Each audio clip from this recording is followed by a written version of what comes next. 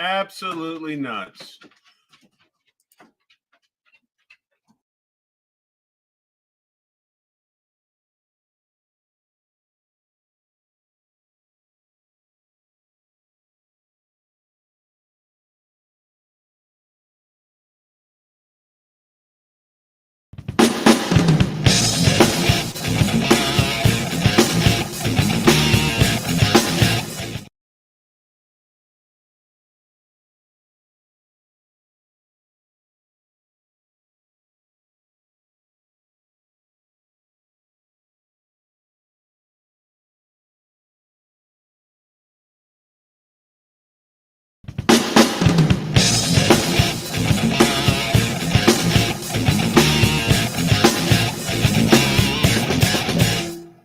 I've seen a lot of bankers, and I've seen a lot of cops. I've seen a lot of lawyers pull out all the stops. I've seen a lot of shedding blood.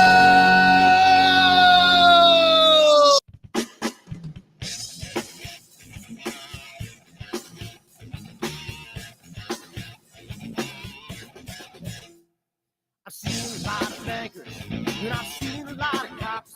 I've seen a lot of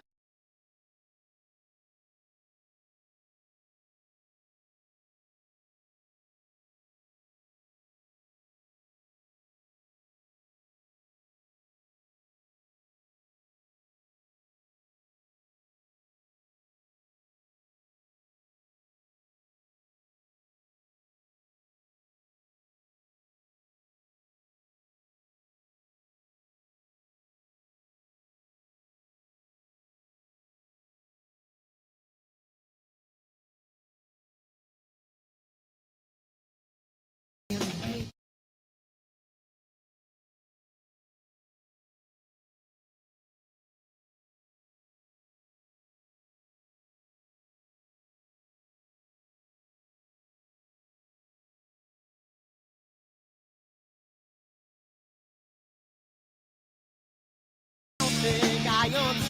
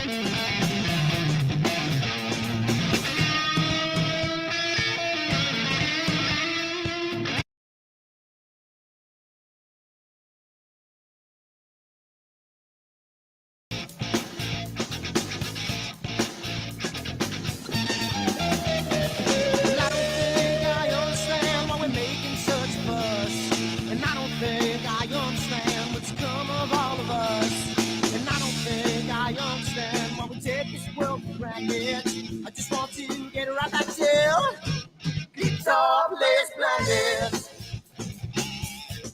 Guitar-less planet. Guitar-less planet. Guitar-less planet. Guitar-less planet. Guitar-less planet.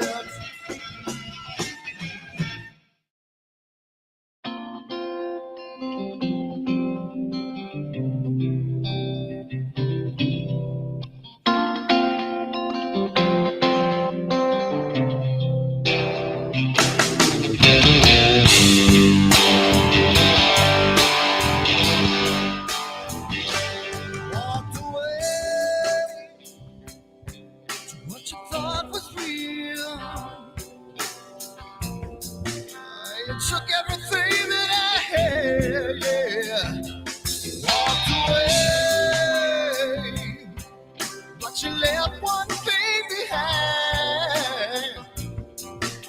You're wondering just what that is. Yes, you are.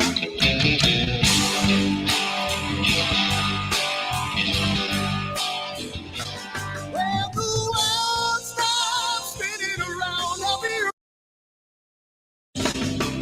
when the world comes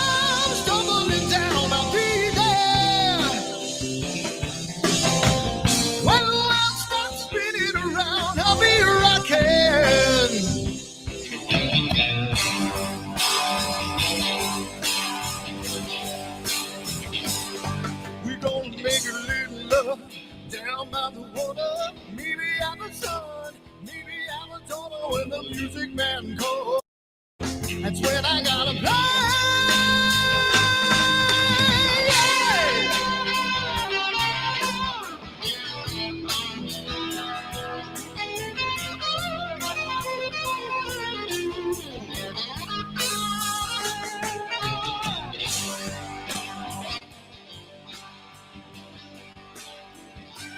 So what I burn for the things I never had. I'm burning with hate, with love. Spin around, round. 'Cause as a boy I had a dream. Carry it with me today. Yes, I do.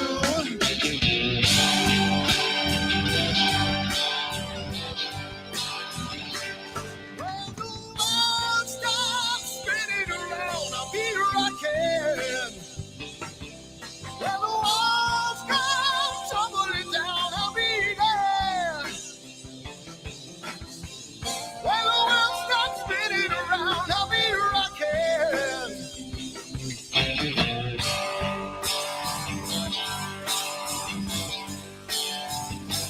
When the world stops spinning around, I'll be rocking. When the world comes tumbling down, I'll be there. Hey, hey, hey, hey. When the world stops spinning around, I'll be rocking.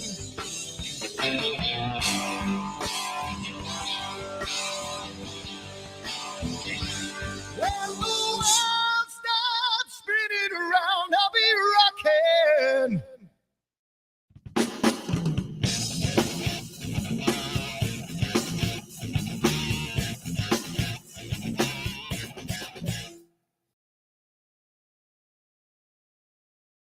And we are here almost in 2 seconds. We're here. We're not here yet. We're having some audio issues again. I think we're in.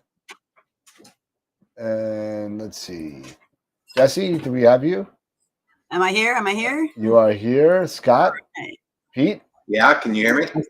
And 1 2 1 2. Eric. Eric, you there? No sound. Oh, he's screwing with you. Really, dude? You gotta mess with me? Are you serious? Good one. Good one, baby. Dude, I have enough stress in my life right now. I mean, it's like, you gotta be kidding me. I mean, Hey, Dan. really, come on, really? I'm just saying, man. Oh my God. We got a new Anyway, sponsor. I just Eat want to more make chicken. sure. Eat more chicken. Chicken with a K. Chicken with a K. So first of all, thank you everybody for all the well wishes and everything on Discord and everything. I am fine. Well, that's debatable. Mentally is another story, obviously, but I am fine. But thank you for everybody that on the Facebook page wishing me and my family well. Yes, I did test positive on Wednesday. I was the Tuesday night. I was sick on the show. And what are you laughing at? You still laughing about that? Come on, man. No. Oh, yeah, I know what you're laughing about. We'll talk about that in a second. But yeah, yep, we'll get to it. Actually, that's gonna be the first thing out, I think. But thank you for everybody saying I'm gonna say, hey, listen, I got some good meds and I was vaxxed and I think I'm fine. So had sniffles and no fever, no chills, no body, no nothing. I'm good. So thank you. Eric's still putting the steam. He's trying to fix the steam out of his glasses so he can see. He just had a massive epiphany, and yeah, he's doing the Usa. So I guess first things first. And there we go. And we got to go back to what is that? Sponsors and upcoming wine. Man, I'm really having problems today. Look at this. This is not going well for me tonight. Let's see. And all right, there we go. We'll restart from the beginning. There we go.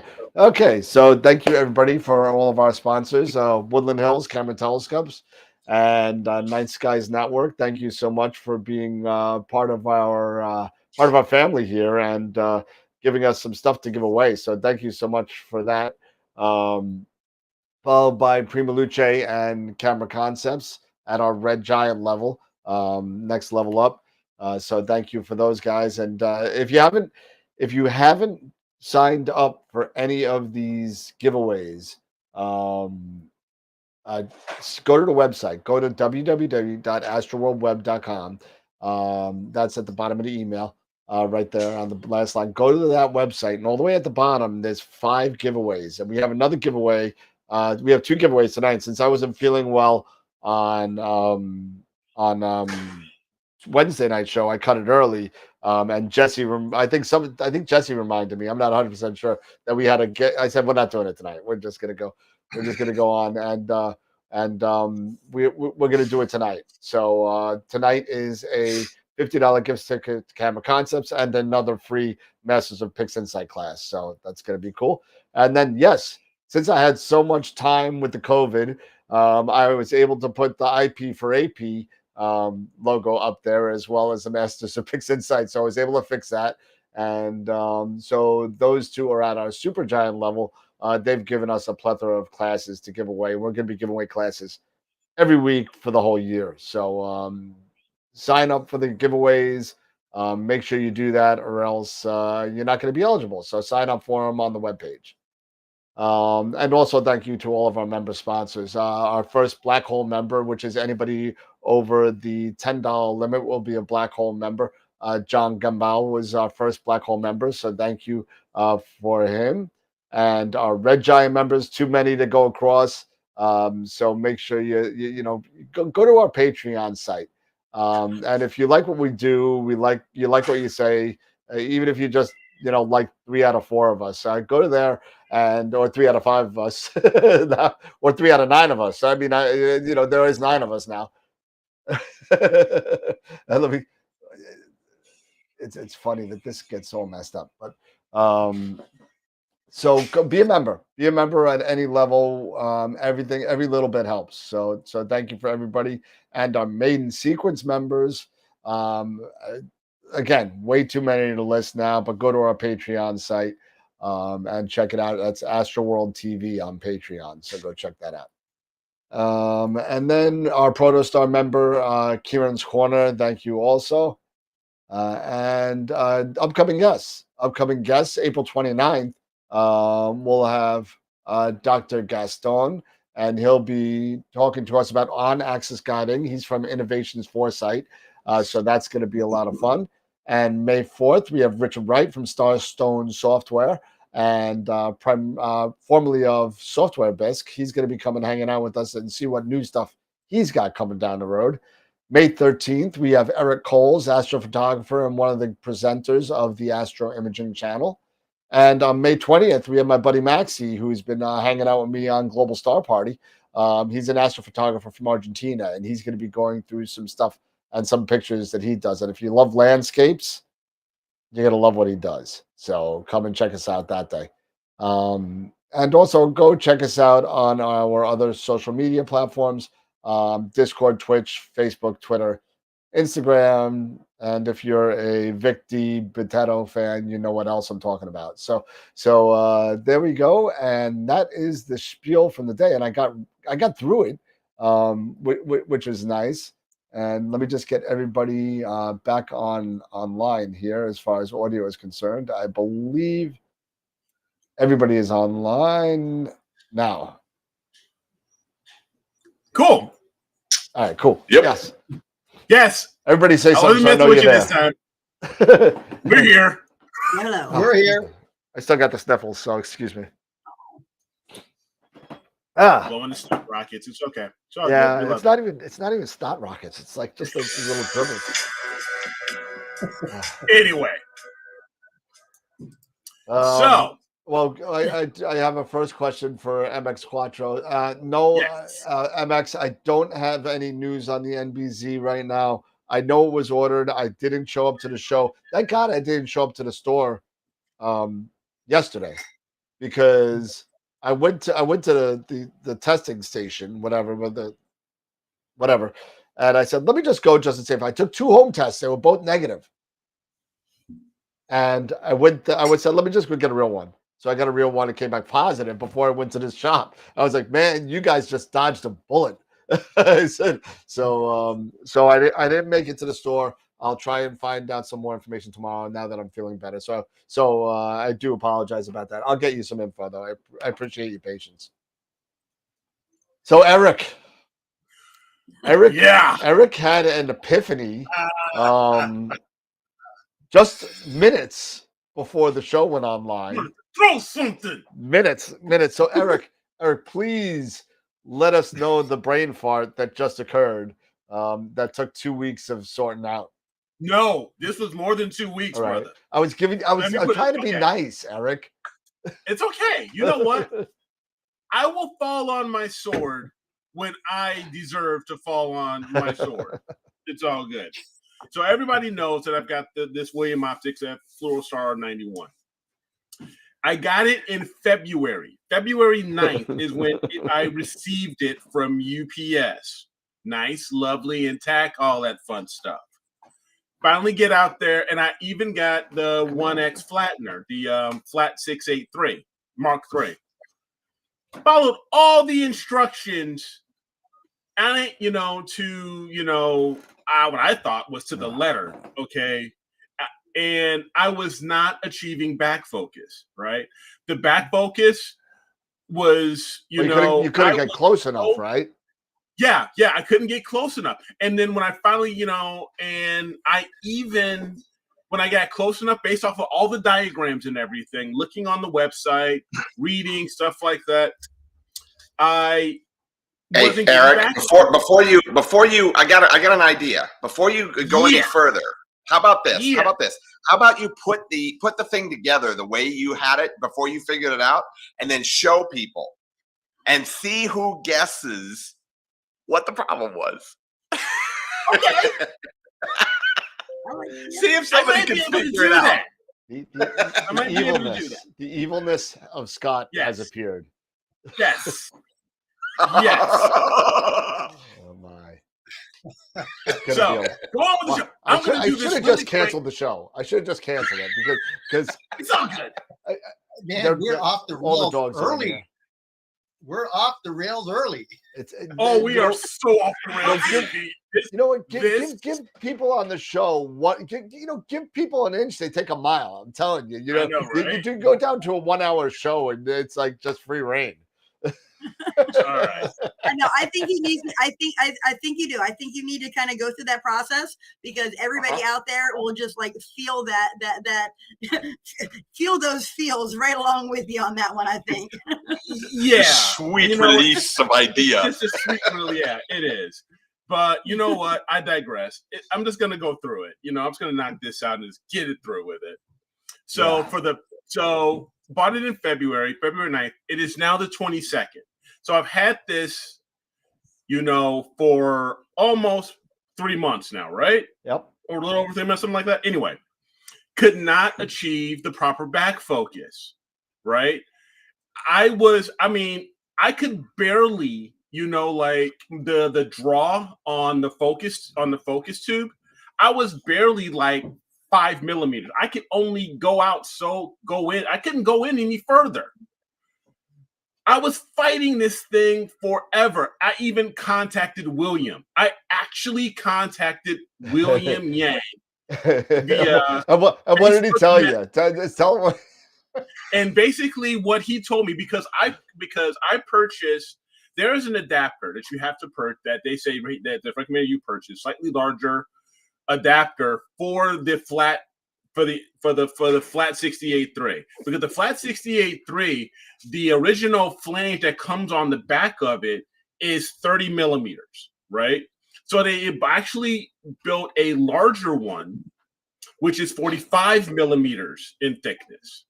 So I added that on, and did all the adjustable spacing of the flattener, 5 millimeters, whatever, all of that. Had my, I've got the ZWO stuff, the EWF, the EFW, the camera, all that stuff.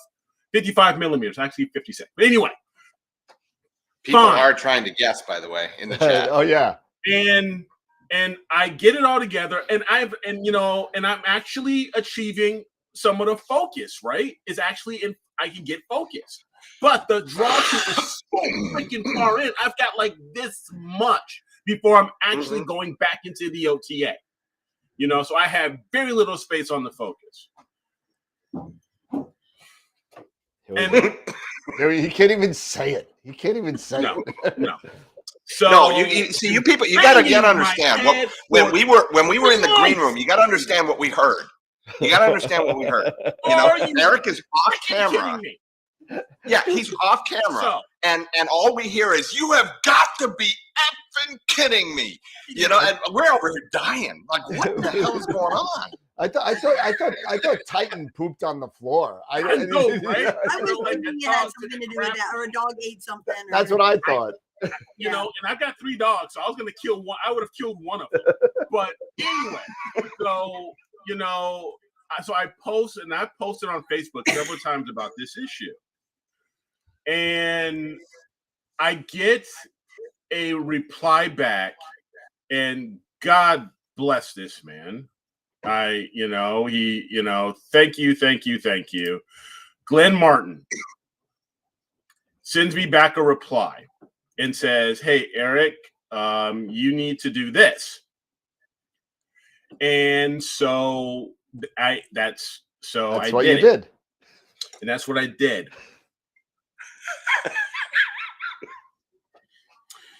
Why, roll, please? William? Why? And I bought 3. This is my 4th telescope from you. Why can't you make it more clear that there is a 50 millimeter visual spacer that needs to be taken out? That needs to be removed. 50 millimeter. And so taking that out and putting the flattener back in. Taking that out and reassembling everything. Now I get it. Now I see the diagram, everything that's laid out on the website. The diagram of the back focus, everything right freaking there. And you know what?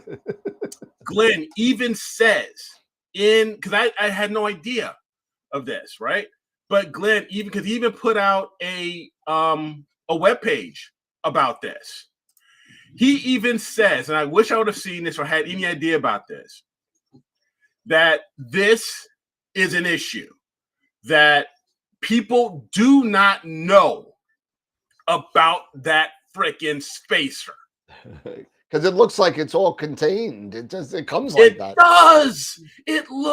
It's like in step number 2. The one thing that catches most people is not removing the large spacer at the end of the scope. If you don't remove it, you will not get the correct spacing to achieve focus. You got tears of laughter and laughing at you and light bulbs and a whole bunch of stuff on the chat. I'm all good. You know what?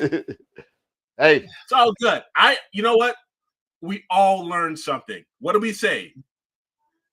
Keep learning. Educating. Keep educating. And keep educating. Whatever you want to, whatever. And I have fun. He really likes astrophotography. I really, really have fun. Wow. But why? That was Chris. That was the GT91. This is the Fluoro Star 91. Their newest. The newest version. Yep. One of their newest telescopes. One of their newest APOs. No. So if you do decide to get the Fluoro Star 91, remember, if you're using it, and all you're using it is for AP, Because I will say it, and I'll say it. I've said it once. I will say it again. I love Williams sculpts. They are They are really, really good sculpts when it comes to AP. Yeah, no, they're great sculpts. And instructions. Right. So now we know how Eric feels. But I digress. I still think we should all be sending William a note saying, "Hey, listen, put a big sticker on that spacer. If you're using a flattener, if you're using a flattener, if you're using the flat, and you know what, and like I said again, this is also, and I am never afraid to say I've made mistakes. Sure, never. I go back to the website. And it does kind of talk about this, but it doesn't refer to it in a way that makes it, because you're showing the because you can use either the 1x flattener or the 1x the 0.8 reducer flattener. It doesn't really say, hey, and maybe it does, and I'm just in here. And I thought spending 45 minutes in D&D trying to take Eric out of the tree was hard. Yeah, right. And I promise you, the video that everyone has all been waiting for, because everyone's asking, "Hey, Eric, when are you bringing out the new video for your new scope?" And all of a sudden, I haven't been able to because I couldn't get this stuff. But guess what? It's coming soon now. So do you have any clear nights coming your way that you can try this out? Oh, don't worry. I'll make some. You will find one singular star. Jesse, I will drive back to New Mexico.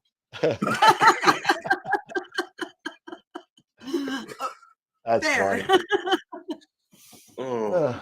Yes, Rob, MX Quattro said, "Are you playing with something that you printed on your new 3D printer?" Yes, I am. Show him the one ring, Jess. Show him the one ring. Oh, absolutely. Coming to a batten off map. Up closer. Take it up closer. Hang on. There you go. So it's just like a little dish to hold my stuff, but I was like, yeah.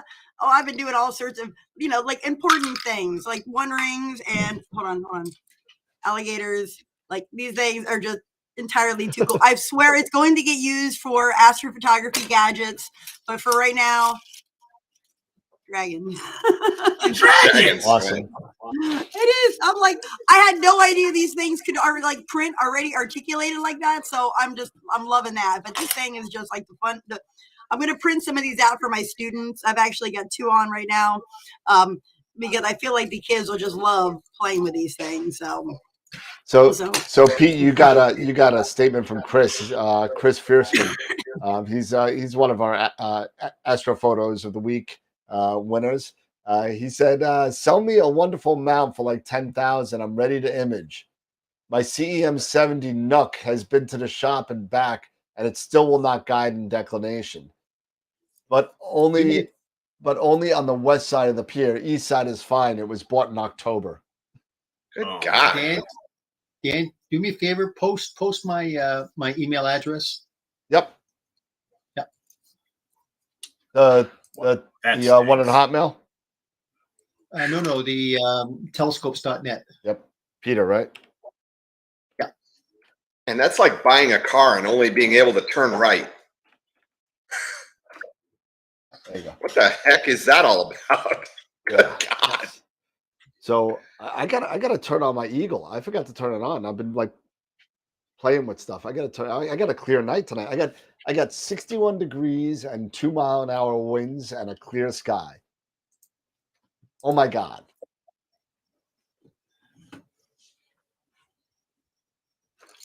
And you got the Rona. And I got the Rona. I got the Rona. And I could stay up all night watching the telescope now because I don't have to work tomorrow. There you go. But yeah, so you know what we were talking about getting some really bad photos going, and I've only gotten ones from Jesse. You didn't? No, I sent you one. I got that's not a bad picture. That's the worst one I got. That's it. My goodness. I'm not kidding. That's mine. That's taken at the observatory in New York when I was a member there. Well, then it was not a bad picture. That's a great picture. But Really, that's disqualified because it's a great picture. So, so I'm really. That's what I was even Several telling. more That's bad what I was ones, I'll telling. tell You you. know, I was even telling. You know, Scott. I was like, you need a handicap because you're a professional photographer. You need like a major handicap when it comes to something like this, man. He's had a year and a half of handicaps. You need like, you need to do this like off of some smashed optics, some busted, Schmidt Cassegrain or whatever. You need something to, Please do not jinx me like that. The last thing I need to do is I've got drop a them too, C14. I'd rage quit. It'd be all done. I hear you. All right, so I all I have is bad pictures. Let me see if I can put one up for everybody. I'll put one on my mine. Let's see, where are the photos? This is for visual, not for AP. Visual. Yeah. Okay, this is like one of my when I put it up there. This is going to be one of my very, very first pictures almost ever. Okay. I guess you'll get it when you see it. So I'll just put it up. So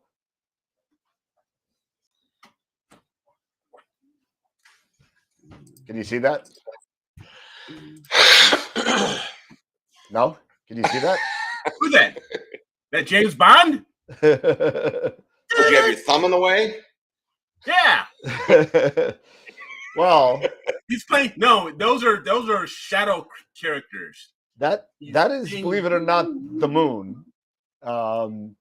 Unfortunately, I was so out of focus, I was able to not only get the spider veins of the telescope, but I was able to get the secondary. Yeah. Nice. This was out of a Dob. Oh.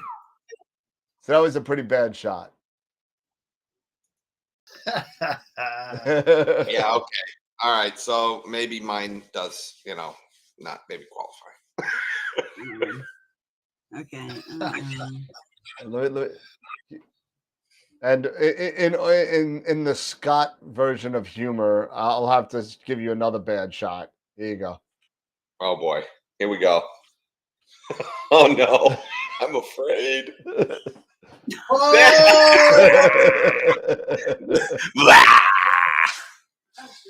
Damn, did I see him on America's Most Wanted last night? I know, right?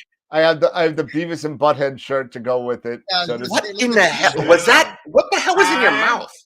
I don't know what I was drinking that night. He was trying to be Gene Simmons. That was actually at a gig when I was in a band at like 2:00 in the morning. So I don't know what. I don't know who was winning that night, the margaritas or you.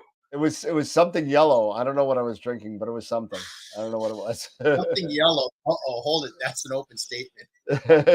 Hey, oh, hey. Hey, first rule. Don't eat the yellow snow, bro. Right. Hello, I am a Borat. America to the glorious shades of the Kazakhstan. Hey, beef jerky time. All right, so there's two for me. I just sent you another one. Well, yeah, I sent you the bonus one a little bit ago. Yep, I got that. I just sent another one to you. It was a very, very, very, very, very, very first deep sky object that I accidentally captured on in a picture. So, well, that's the rosette. Is that the one? No, that was the first one that I actually processed all the way through, and I thought it looked good. Because I was so excited that I actually was able to. I didn't even see that. What is that? I just sent that. That is the Dumbbell Nebula. That was my very first, when I. No, I got a picture of ABE.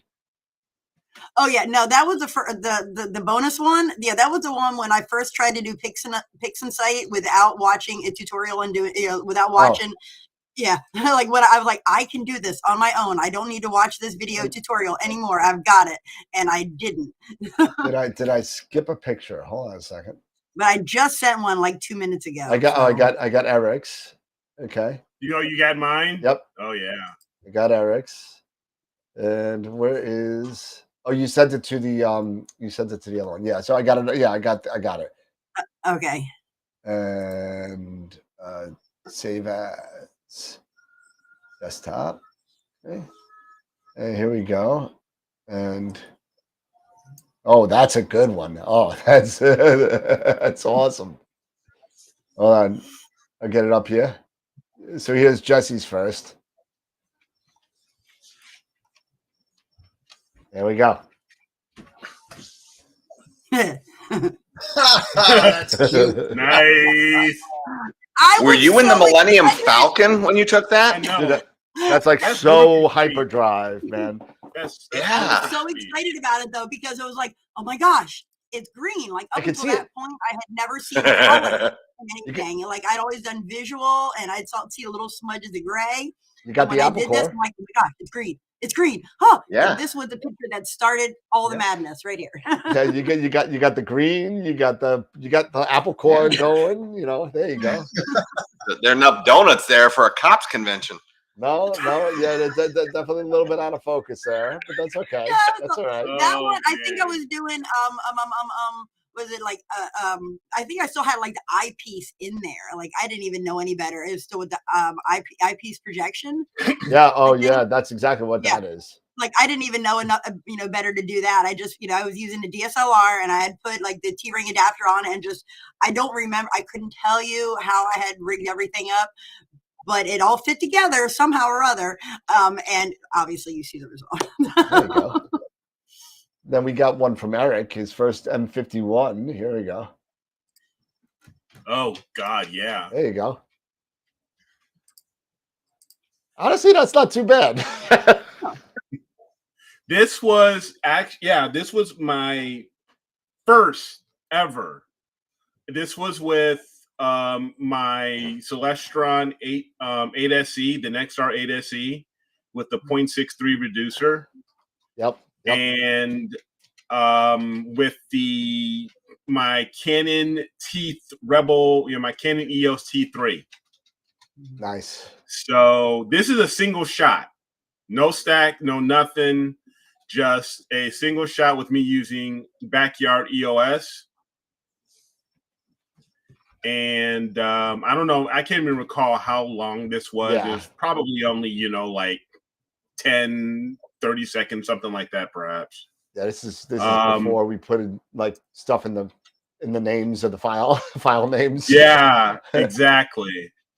And when I got that was it. It was, that and the other one that you'll see in a sec too. It was game over. That was it. That was like, I'm hooked. So if you, that was, that's, you sure that's 31? That's 31. That's the core. Yeah. That's like right there. Yeah, here it is. Right there in the dead middle. There's the core. There you go. That's it.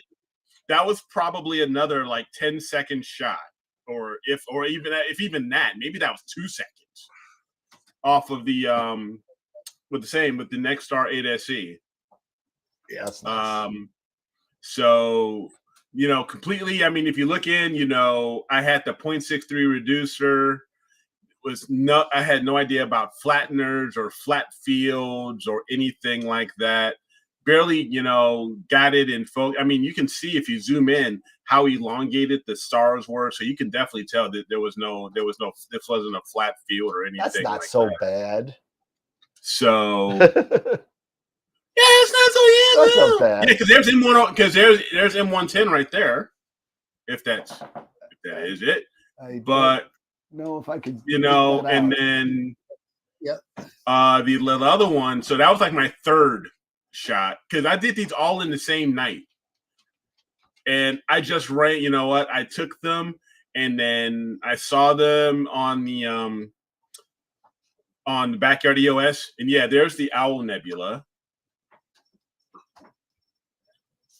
And as soon as that happened, I ran to my wife. I showed her these things, and I said, I just found, this is it.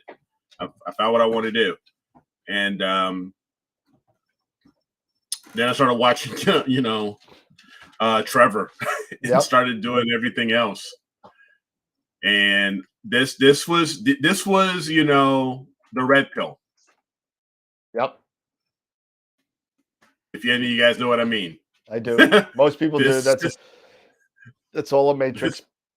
Yep. This was the red pill. So once I can't find what I'm looking for, that's okay. I sent you another one, Daniel. I'm desperately trying to find something that qualifies. That looks like ours. Oh my goodness. Good God. Oh God. I remember you showed that to me. Oh, I showed that. Yeah. Where are you sending God. these things to? You sending it to Facebook or where are you sending it to? Good God, that looks like a freaking gorilla freaking sneezed on your corrector plate. That was poor me. That was a customer that left his dome open for over 5 or 6 years and let birds crap all over it. So let's see. And that's what I don't get. And you said he had a dome, right? Yeah, the dome was off. And that's what I don't get. It was the dome was actually laying on the ground next to it for years. God.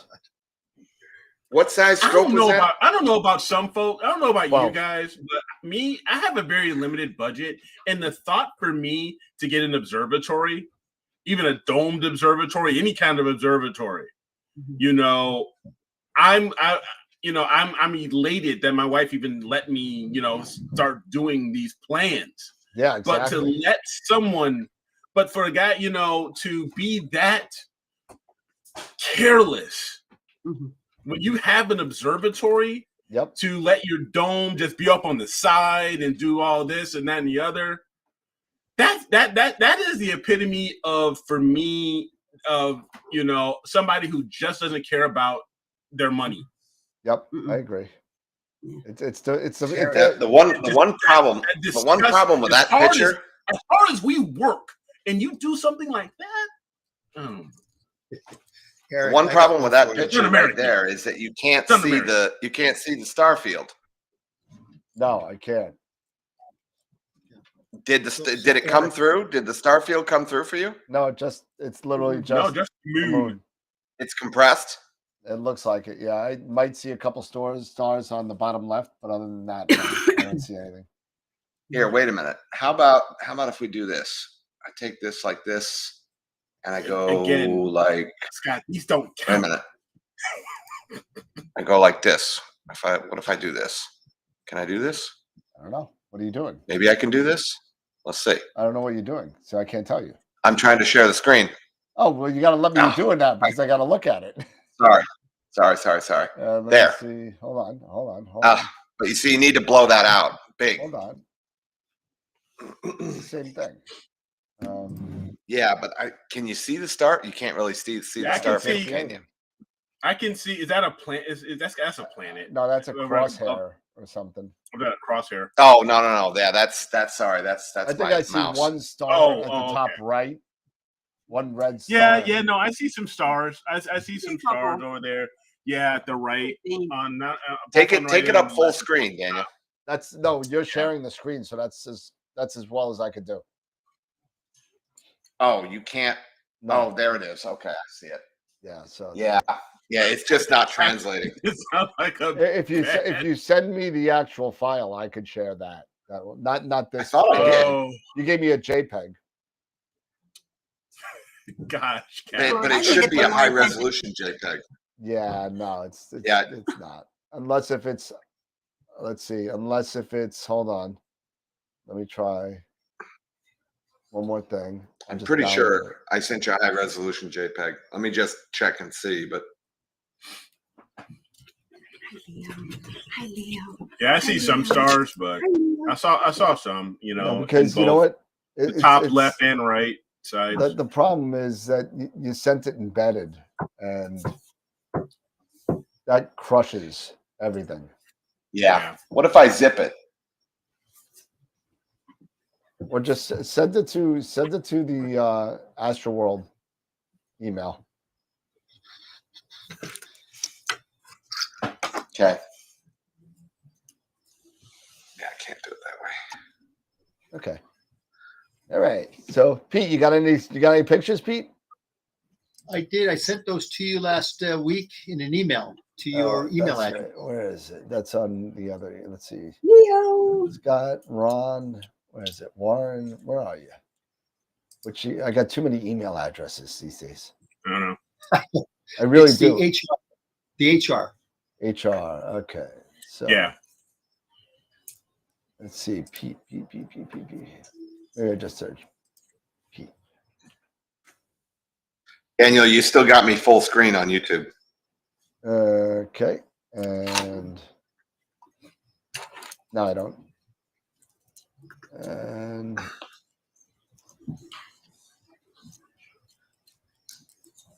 post process. Yeah. There's a before and after. Yeah. I got a bunch of things. I got ABS copy. Let's see. Save all attachments. Leo. How is that a first image, Pete? Come on. You're disqualified. Exactly. Does he need a handicap too? Really? Yeah. That was taken with an EF 300 lens. Yeah. There you go. Now you should see it. That's a first. Just wrong. That is just wrong, Eric. I'm with you. I think these Just guys wrong. need. I think there needs to be a handicap. This is. You know what, There Pete? definitely needs to be a handicap. You've need been to in this you know business what? You need to take these pictures, with an arm back, here and on one leg, You know what trying Pete, to do things, with a patch over your eye on the computer. Pete, you've been doing this for a long time like me. I know that you got some 35 millimeter print back there that's just horrible. So Hold on, Dan. I'll see if I can pull one up and I'll send it to you. Yeah, I think I've got a couple of those. Oh man, I got a couple of those somewhere. I gotta find them. I think I scanned them all and then lost them on purpose. But let's see what we got. What do we got going on in the chat? I've been ignoring the chat. Well, you know what? Maybe we got some customers. Maybe we got some members, viewers that would love to send in some, because it's like we're all going to look at the first That's what we were talking about. I mean, yeah. you should. Yeah. Folks should. But, yeah, so send all your bad photos to dan@astroworldweb.com and I'll get them up there. And we'll just pick one and we won't say who it is. And we'll take like a month and just gather all these bad photos. Just send them to me. Absolutely. And you know what? We got to do a drawing for the worst bad photo. Like right now, I think it's going to definitely be, we got to give a prize for the worst one, because you know what? We'll look at those beginning and then we'll look at where we're at now. And we're just going to say, you know what? Look at the improvement. Yep. Yeah. Dan, do you have that one that I did of the Pixinsight one? Yes. Hold on. Yeah.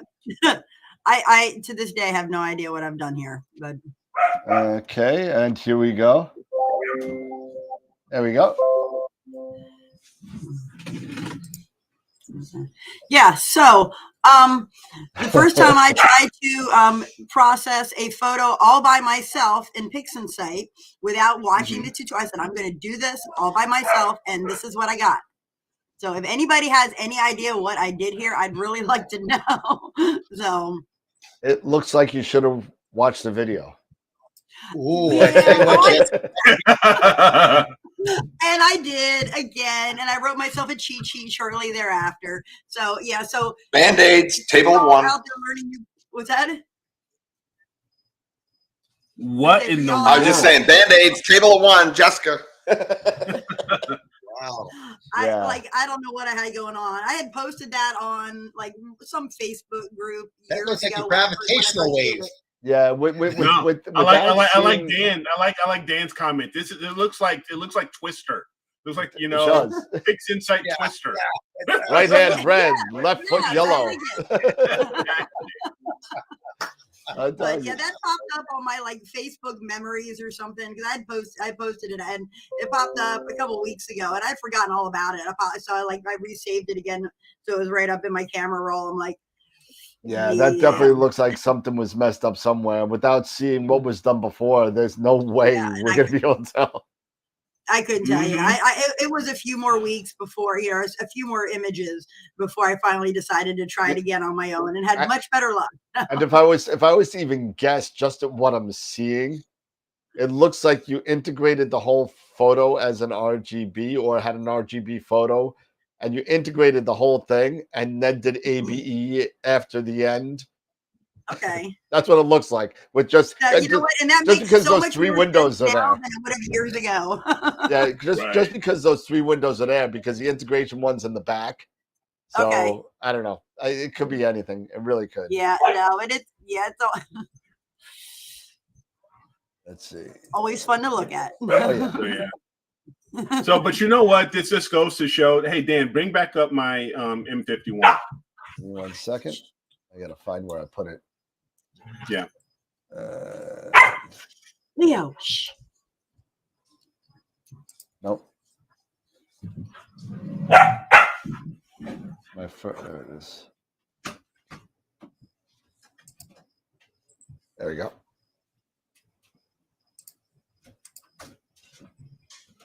Let's see.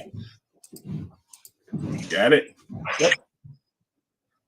It's all right because it's not showing up on YouTube and I don't see it on the screen yet. That's what I was asking. Oh, hold on. Sorry, wrong button. There you go.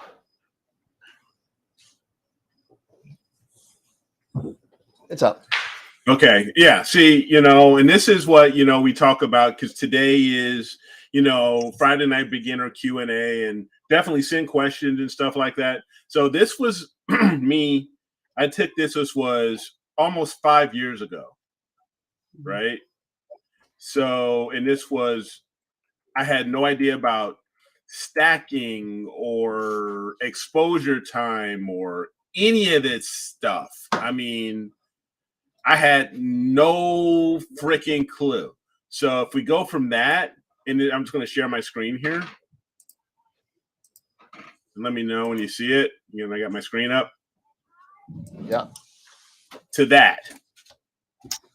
Yep. This is what we talk about years, when you. Right? This is basically this was last year. Yeah, but the spacing is almost 5 years. Yes, almost 5 years. Yep.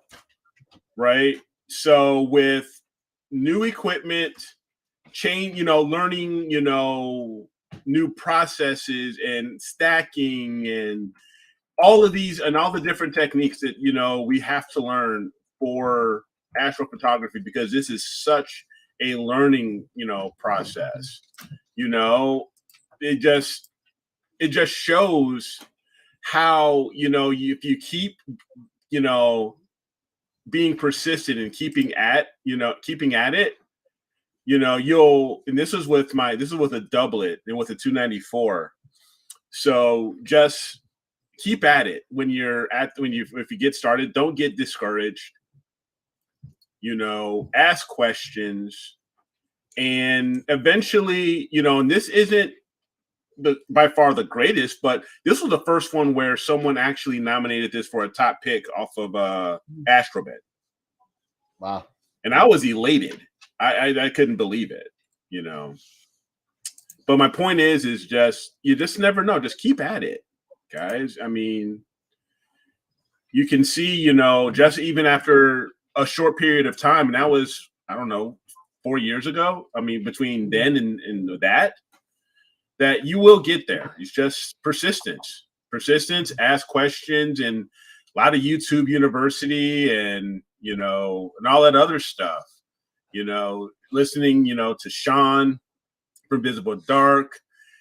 Even, I even signed up for IP for AP and then learning things with Photoshop and other things. You just keep going at it and you'll eventually go from, exhibit A to the last one. Yeah. Whoops. That's all I'm saying. Yeah. So I found a picture that I took this is 2005, if I remember right. Might have been 2003, if I can find it. And Cap, you made a great point. Take notes as you go so you can remember what works. Yeah, that's absolutely correct. So way back when the shorter refractors were coming out, the 80s, the ED glass, all that kind of stuff was coming out. That was probably about 15, 17 years ago. Orion came out with a scope. That was the 80 ED. It was like one of the first ones that Orion came out with. And there was no Esprit line. William Optics was around. A couple other guys were around. But for the most part, to get something on the cheap, I guess you could say, Orion fit a niche for people that were just getting in to the astrophotography hobby, and it still does to this day. But I bought the 80 ED for I think it was $14.99 back about 15 years ago. It was an 80 millimeter ED scope. It was a nice scope, heavy as hell, but it was nice. So I said, I'm taking this up to Cherry Springs, and I'm going to go up there with an 80, and I'm just going to go up there with my. What did I have? I had. I didn't even have it on a mount. It was sitting on top of my 8 inch LX200. It was sitting on top of this. So I didn't have another mount, so I was guiding. I wasn't even guiding. I was just kind of taking pictures. And I said, you know what? I'm at the point where I could get the Triffid, and let me see what I could get. And to Eric's point, I mean, again, remember, this is no calibration, no Pixinsight, nothing. I believe this is 1 minute shot of the Triffid Nebula from a Bortle 2 skies. So if I could show this to you real quick. Okay.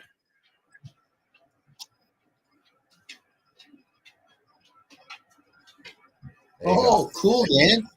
So wow. That's 1 minute unguided shot with an 80 millimeter scope from a Bortle 2 sky. Yeah, also goes to show how great dark skies, Yeah, it's great. Can make make a difference. I was on a wedge. I was slightly out of focus. There's some stuff going on in the pic when you kind of get in there. I did very little processing with I think it was Images Plus at that time. I could be wrong, but I did some slight processing to darken the background, and I probably overcooked the nebula a little bit, but not bad for 1 minute. No, absolutely. Are you kidding me? That's gorgeous. Look at that, Dan. Yeah. So I can't wait to go up to Cherry Springs with my Red Cat and try it again.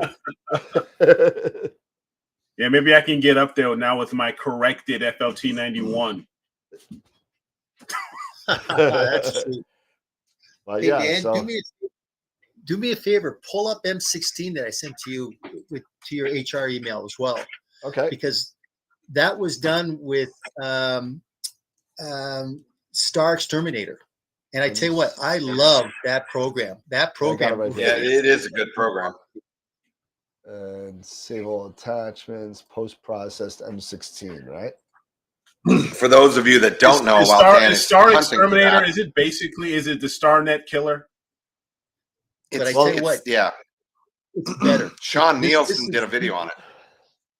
This is the best star removal software that I've come across. Let's see. We're getting beeps all over the place. All right. Let's see, where is... And here you go. There it is. That is pretty cool. It's just incredible. I mean, you don't see any residual, no halos that are left over. It really is it's worth every penny that you get. It's just incredible. That's a great shot. That is.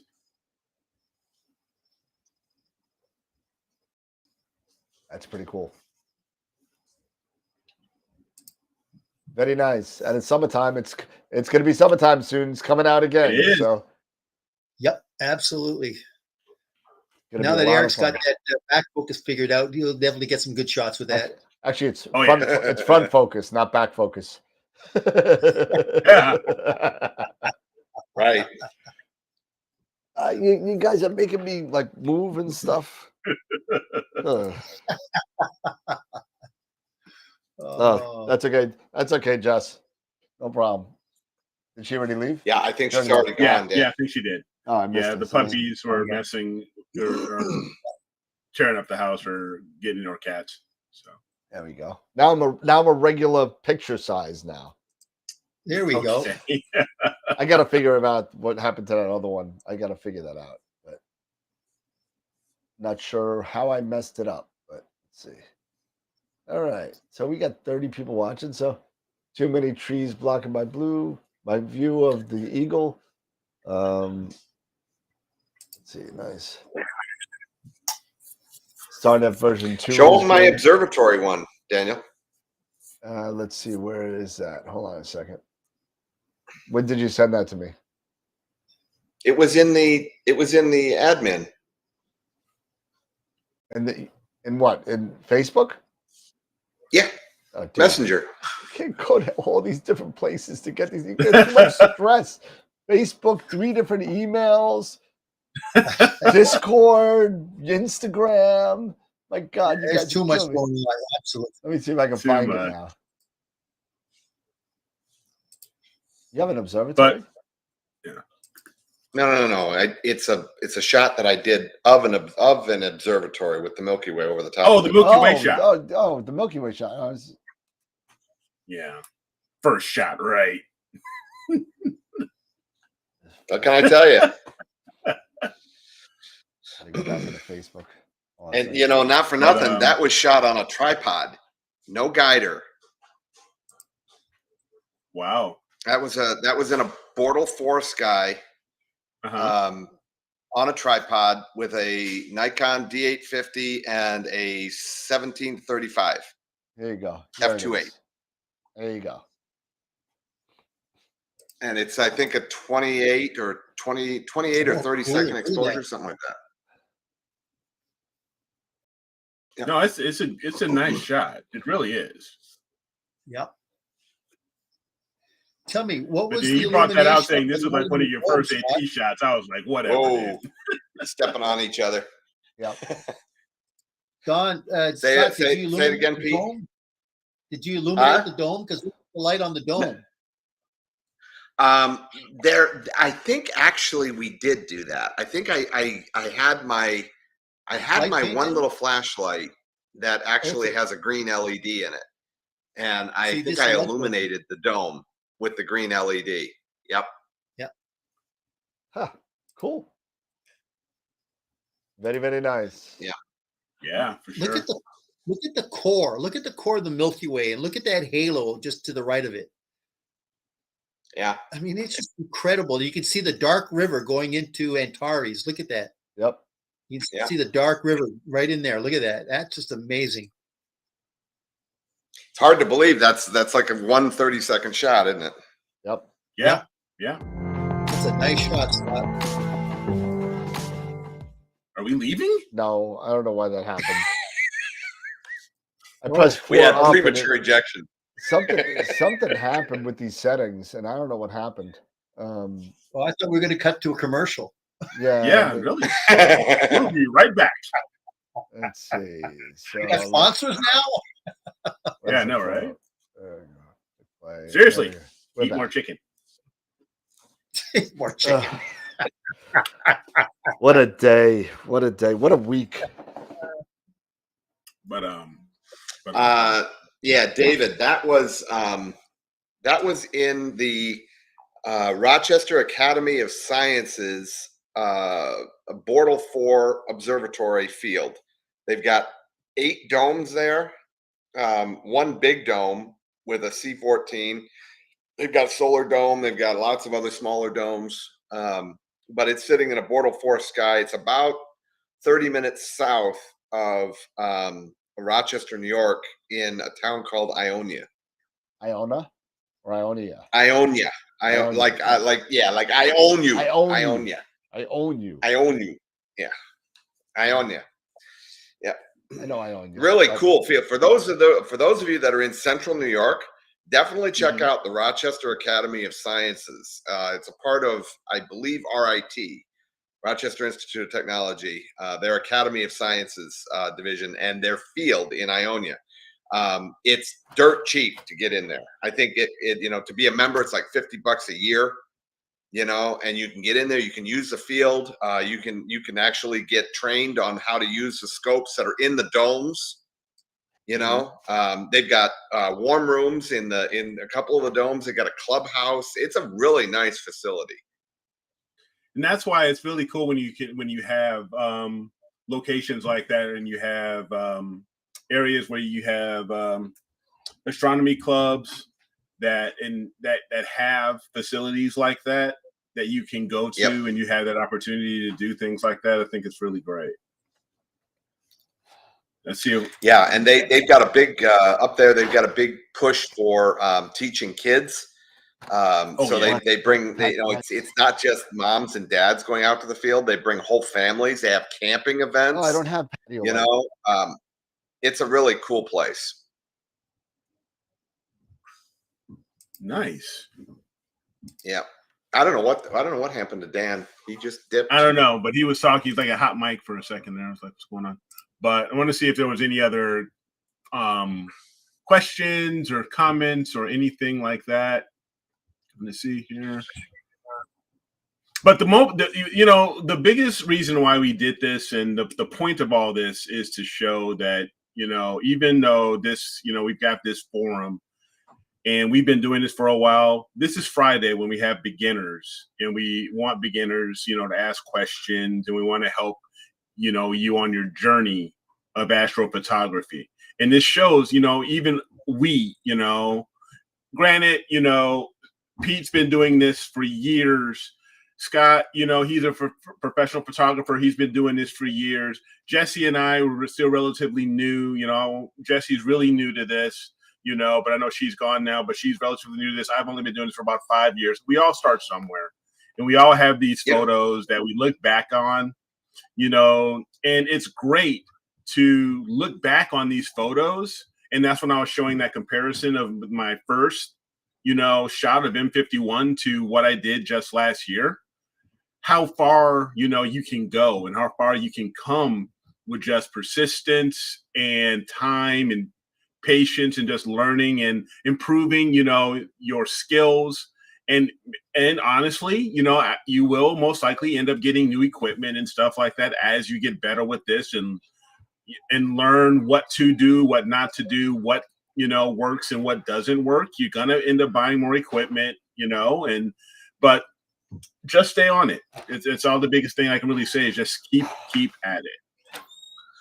Yeah, and I guess one of the things that I would encourage people to do, if you're a little gun shy, when it comes to dropping a huge dime, on imaging equipment, rigs and telescopes and dedicated cooled cameras and onboard computers and all that other stuff.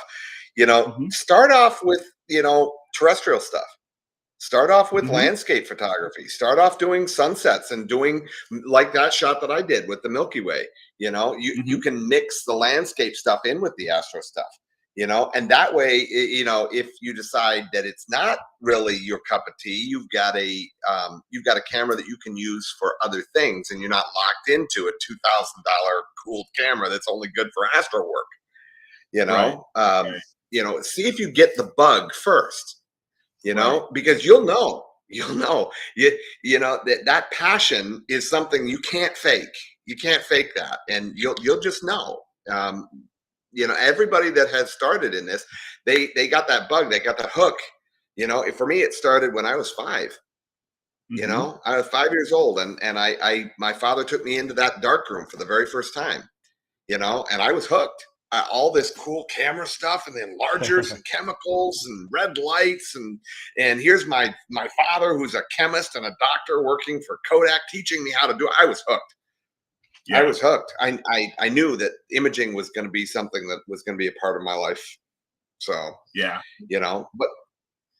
try just basic stuff to start. Try some imaging, some landscape stuff.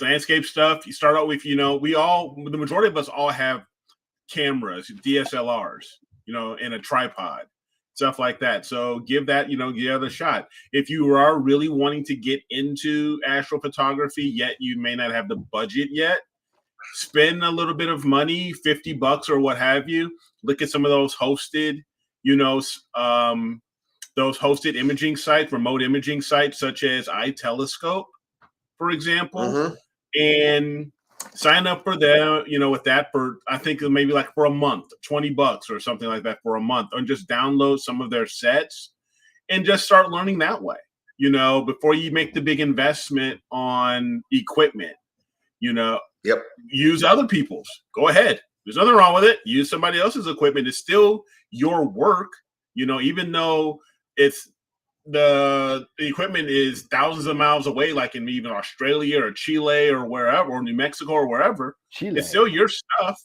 You purchased, the time, you downloaded it, you've gone through the process of either using Photoshop or Pixinsight or Astro Pixel Processor or whatever, Deep Sky Stacker, whatever you want to do to get started. Go for it. Spend that $50 and see if you really like it. And if you do, maybe you want to go a little further. Well, and a lot of these clubs will offer, either private classes or group classes.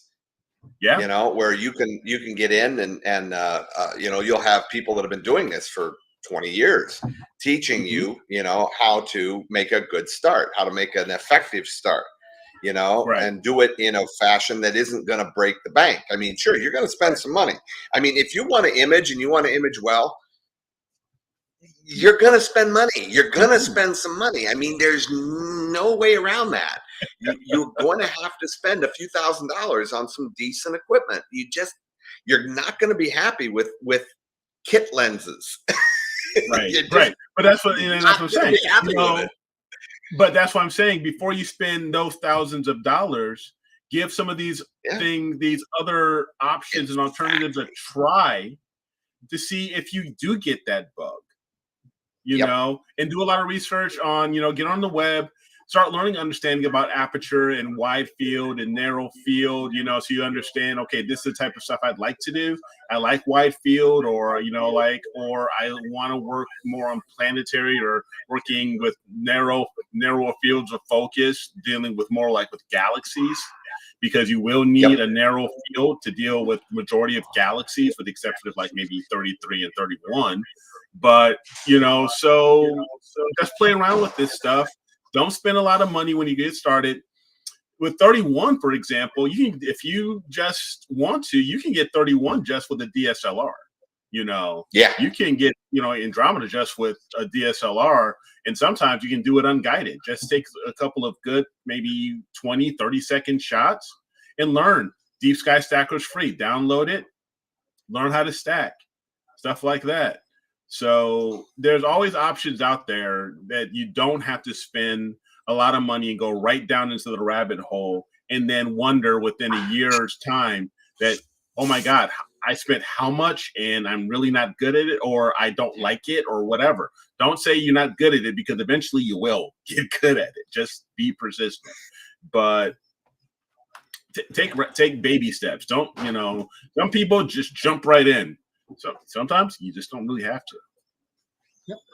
Yep. Good recommendations, Eric. Absolutely.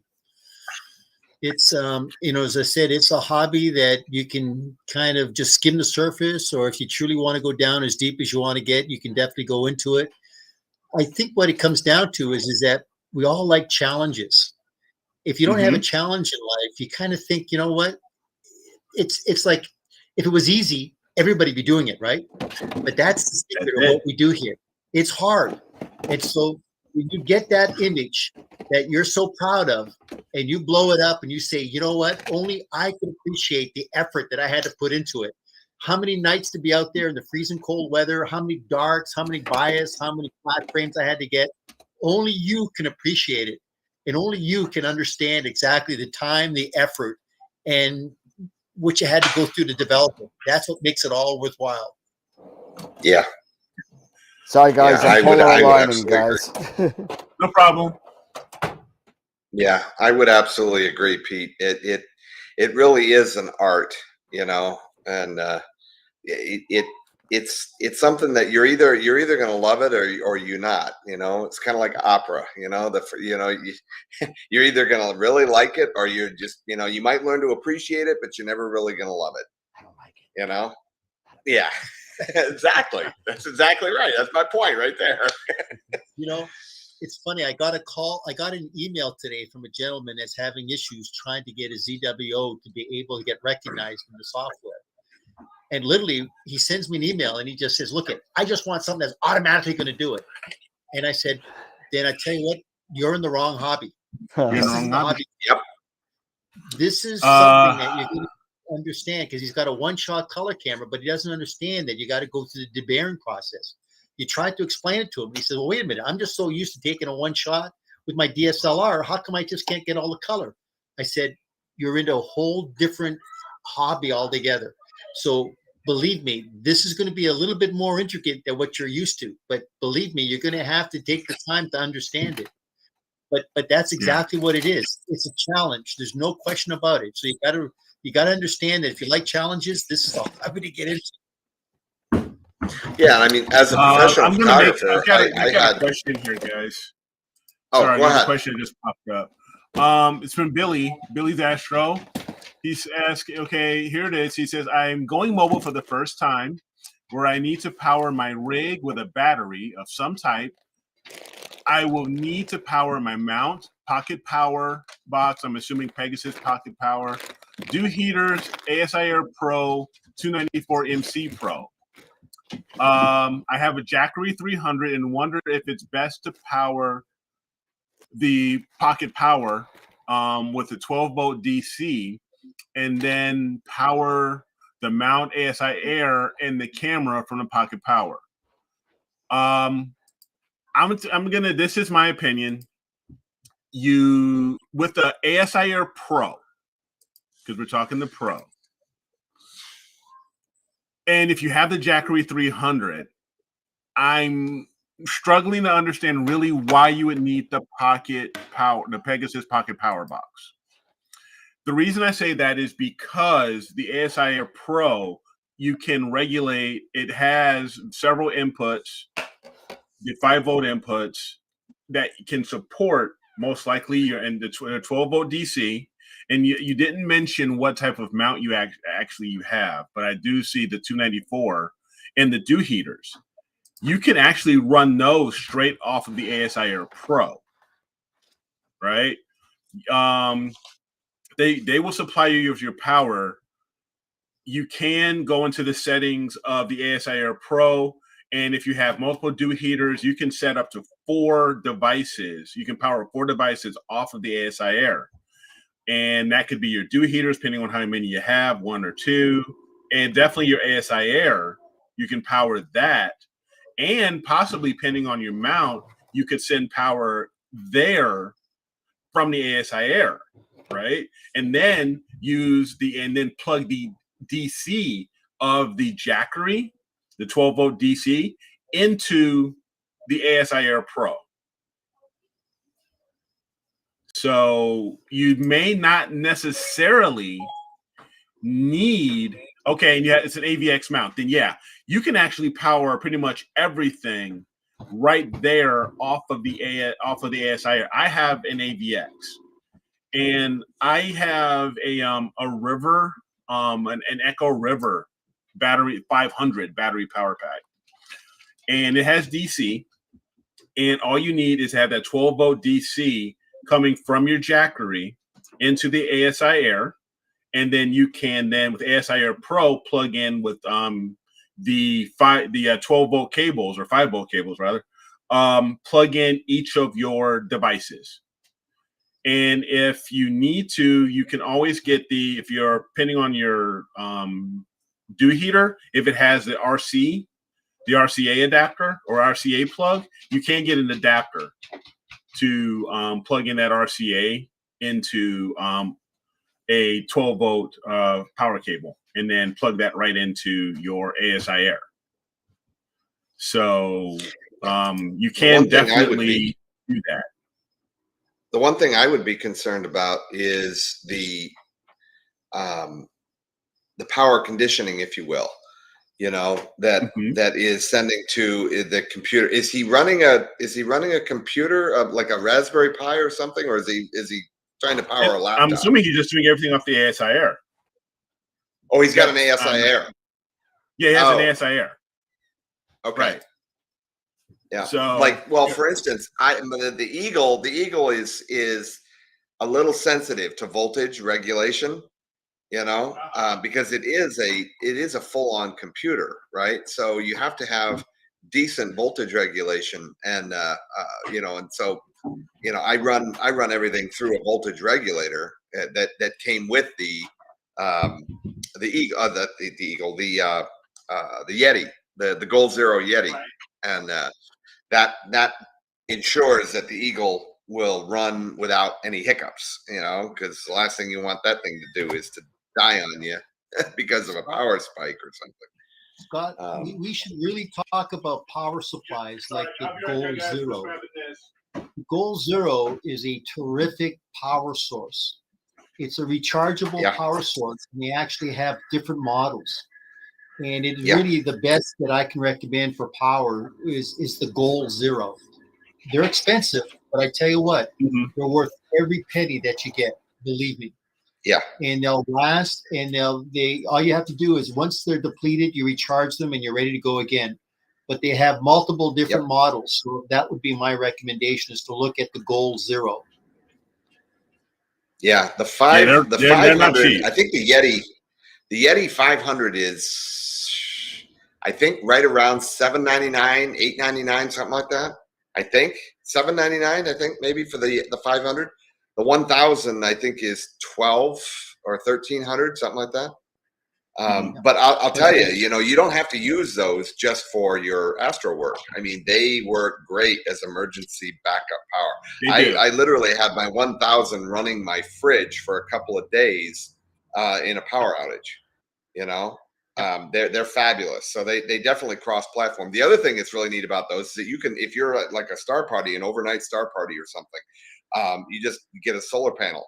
Get one of their solar panels, set up like a Boulder or something, a Boulder 100 or Boulder 200, and you can use the Gold Zero when it's plugged into the solar panel, which is really cool. So yeah, I agree with you, Pete, that the Gold Zeros are amazing. They can be a little prohibitive, when it comes to price, but there again, you get what you pay for. I've seen way too many nightmare scenarios where people have bought some of these cheap knockoff Chinese batteries that, I just saw a video just the other day about a bus that literally exploded. It was a full electric bus that exploded, because of these batteries. And there was fire shooting out in every direction. It was wild. So you got to be real careful, make sure that the company that you're buying from uses top-notch, top-grade batteries. And that's the cost when you start looking at this hobby. The cost becomes exponential when you look at American made. But there's something about American build quality. It's not to say that China's not there yet, but they're not. You literally have mass produced, and you don't know if you got a Monday morning or a Friday afternoon product that was shipped to you. But believe me, I'm sure that in due time, they will have good quality control, quality assurance. But there's just something to be said about American made.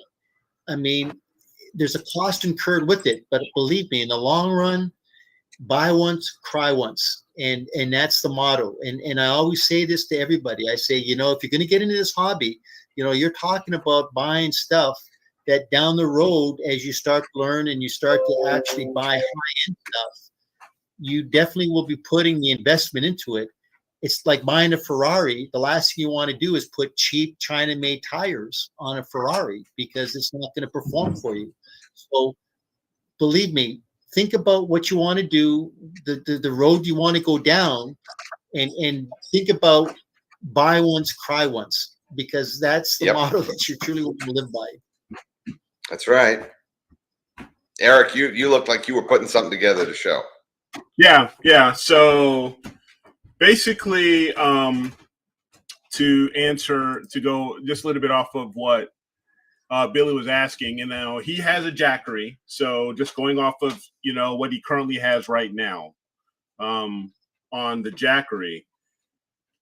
I don't have a Jackery, but I said I have an EcoFlow battery here.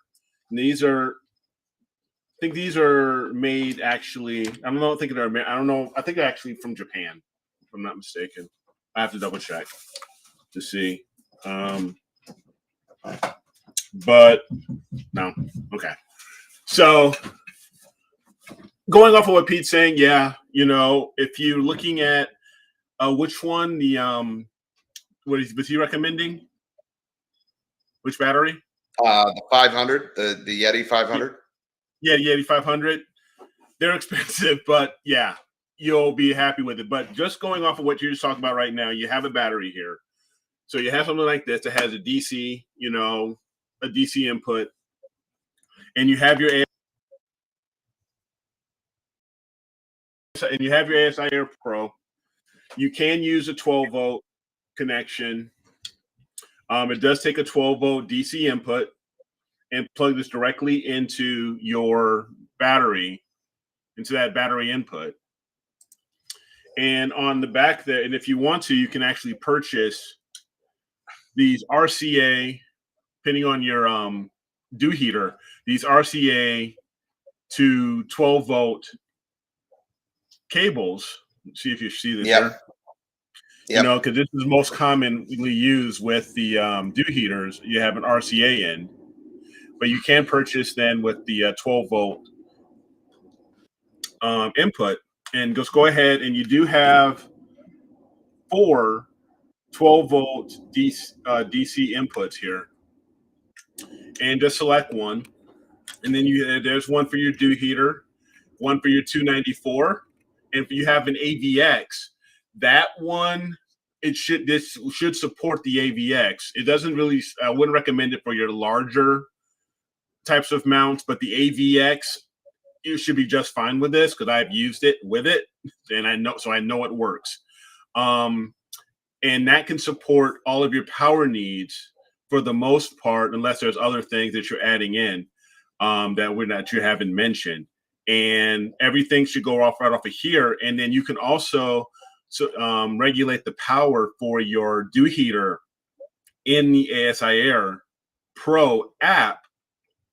So you don't have to go to full max 100. You can go down to 75%, 60%, or whatever you want to do, depending on where you're at. And you can do all that right there. And it can also power your focuser if you have a focuser or anything else. So, yep.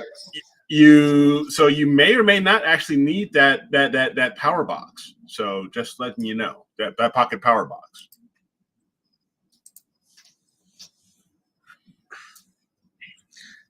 Yeah, the 500, I was wrong about that. The 500 is $699 for the Yeti. Yeah. Yeti 500X. That's the lithium. Okay. Yeah. The Jackery is really good, because I've heard, just like with my EcoFlow, you can buy these with to Greg's point. You can purchase, the solar charging, the solar cells to charge them. So during the day, you can charge it, and then you're ready to go at night. And I know with my EcoPro, it's Chinese made, but for me right now it works. But yep. Yeah, and just to give you an idea, the 500 will. I'm looking at the site right now. It will charge a laptop 10 times, 17 times on a tablet. DSLRs 28 times. So, it'll power a 42-inch LED television for 5 hours. Yeah. I'll be honest, this Jackery, and this guy, I only used it, when I was in New Mexico, and I had the AVX, all my other stuff fully charged. It ran for 3 days. Come on. Just to be doing AP. I didn't have to charge it at all. I didn't have to plug it in. I could have plugged it in to the AC and charged it, but I didn't need to. Because it has a nice little regulator on it, and it also lets me know, gives you information as far as how long of a charge you have. It lasted me for three nights, and that was all night. So we're talking 8 hours. worth between 6 to 8 hours worth each night. Yeah, and here's an interesting little sidebar. If you are on like an overnight type deal, where you're going to be at a site for multiple nights, the Yeti, the Boulder 100, which is the smaller of the cases, the Boulder 200 is the big one, but the 100, it's touting that the 100 will charge the Yeti 500 in between 6 and 12 hours. So if you've got full sun during the day, you can charge that thing from dead. Yeah. All the way up in 6 hours. Exactly. On solar. Exactly. Yep. You sure can. Yeah. So hope that answered your question there. Other questions? Yes. I want to see if there's any other questions. I'm back. Dan's having hardware issues. No. I'm polar aligning 2 rigs. So. Oh, nice. Enjoy that Texas Star Party. Is that the Okie Tex? I'm curious. Or is the Okie Tex coming up yet? I'm not sure. Texas Star Party. Nice. Yeah, the Texas Star Party. I know there's like one, the Okie Tex or something for Oklahoma, the Oklahoma Texas Star Party. Yep, that's the Okie Tex. Yeah, that's a different one. Yeah. That's a big one. Whew. Yeah, I was playing around. You know what? I had a brain fart, so I was doing some work on the Eagle inside the house, and I had it hardwired, and I turned off the Wi-Fi, and I brought it outside, and I had to. Well, the problem is you can't connect to it without having the Wi-Fi. So I had to hook up a HDMI cable and a mini monitor and go outside so I had to do that because there was no way to do it with that because I couldn't even reset the Wi-Fi settings because Wi-Fi was turned off. So I had to go outside. I had to grab a monitor. I spent 10 minutes looking for an HDMI cable. So apologize about that, everybody. Ernie, as a matter of fact, just to let you know, I just signed up with Patriot Astro, and I'm actually going through all of his steps.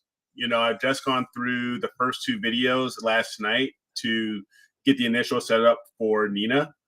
So I'm going to be continuing on with that. So no, good call out there, Ernie. So yeah. Ask again. There we go. Yeah. Well, that first video of Patriot Astro, it was like 30 minutes, and I kept stopping and going back and stuff.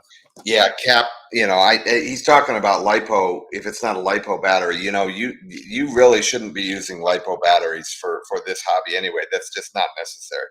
LiPos are typically used, burst energy for like RCs, electric vehicles, things like that. Anything that we use in this hobby should be lithium ion, not lithium polymer. Lithium ion. Yeah. Lithium ion. Yeah, not lithium polymer. Yeah, take it from somebody who is in the RC hobby. I've got several RCs that are, 8S RCs. You do not want to mess around with LiPos. If you don't know what you're doing, I've seen people literally burn their house down. Burn their cars my down. Airsoft guys. I don't know what you're talking about. Oh no. Those LiPos are no joke, man. Look up LiPo fires on YouTube. I mean, it is dangerous. That's another thing. You got to be safe. Hell yeah. Yeah, I think Chad would be an interesting guest for sure. We can maybe I can have to find some way to reach out to him. This is not causing any damage to anybody. This is LiPo. Yeah. Okay. But it's also probably regulated, right? It's got a built-in computer regulator in it. No, it's garbage. I'm talking about the charger itself that you use to charge. Oh yeah, the charger. Yeah, the charger separate. Yeah, absolutely. It's got a regulator. Yeah, so it will. Yeah, well, yeah, it won't blow up your battery. Yeah. Yeah. The other thing with LiPos, you don't let them run all the way down. If you can kill a LiPo by doing that very easily. Yeah. So. And if you try to bring them back up, unless you know what you're doing, you can blow yourself up. Don't do it. Yeah. That could be a problem. Lipos are not to be trifled with. We don't need to lose any more astrophotographers. No.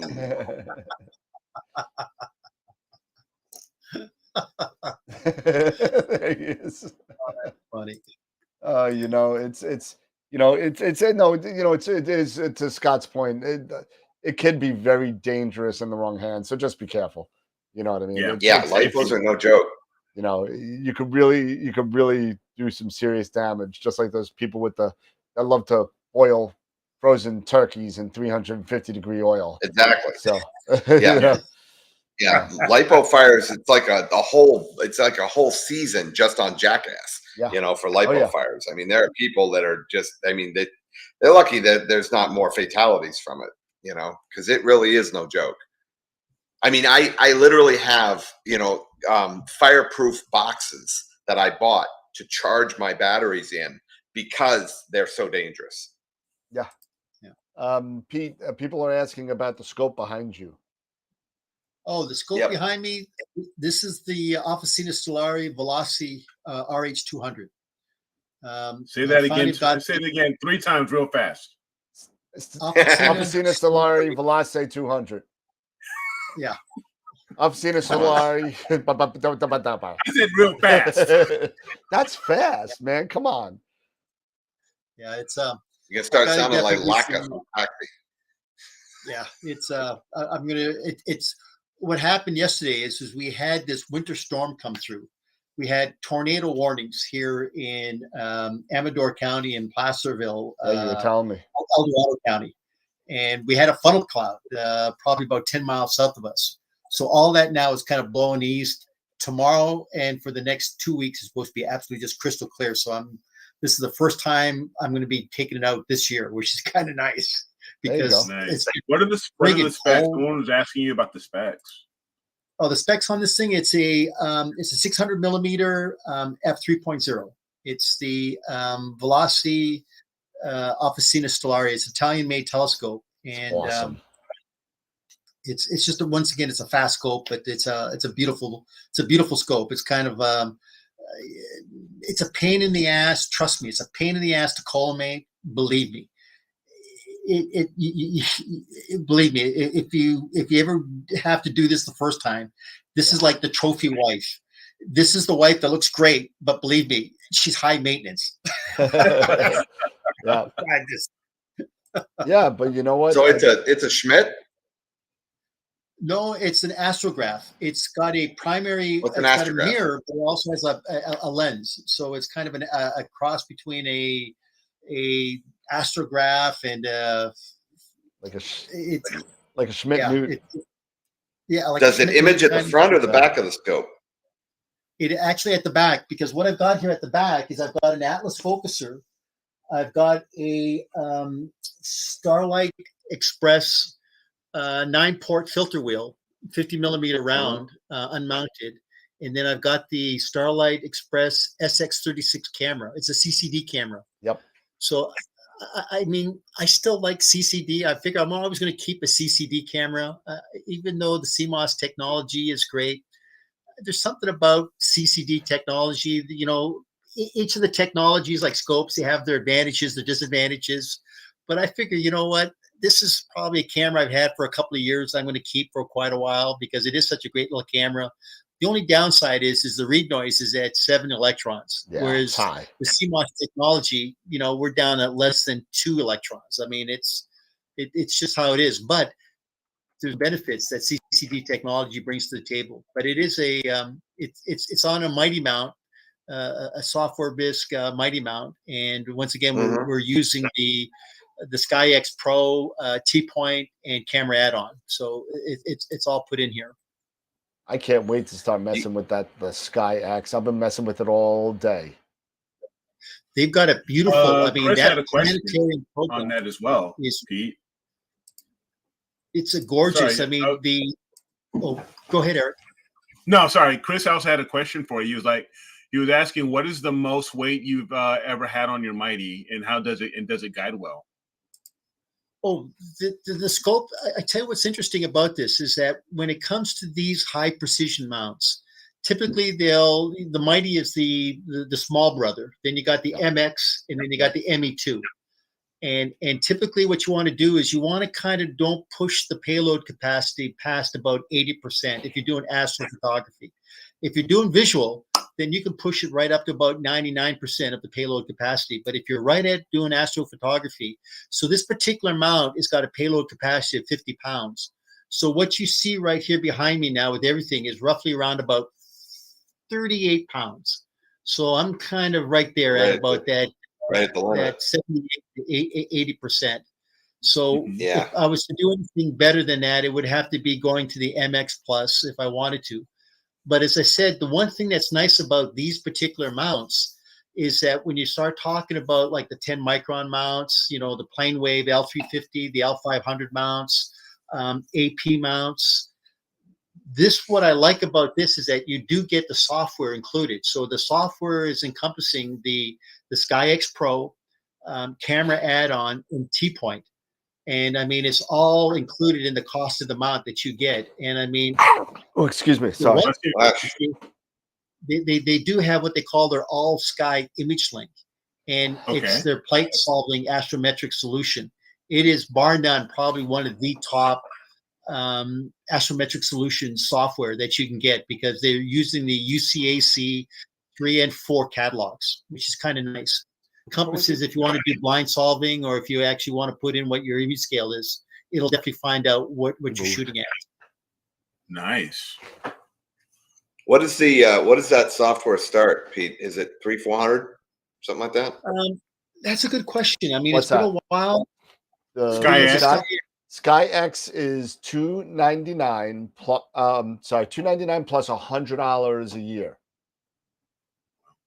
Is that for the pro? Correctly. That's for the professional. Yeah, that's for professional, and that's not for the imaging either.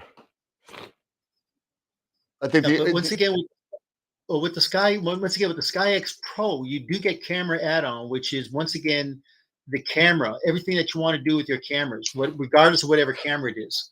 So once again, you can use the native drivers, you can use ASCOM drivers. It's $229 plus 100, not $299 plus 100. Yep. And then typically about 5 times a year, they'll do their daily bills, which is what the $100 yearly fee subscription is that it's the daily bills. So they keep adding to it.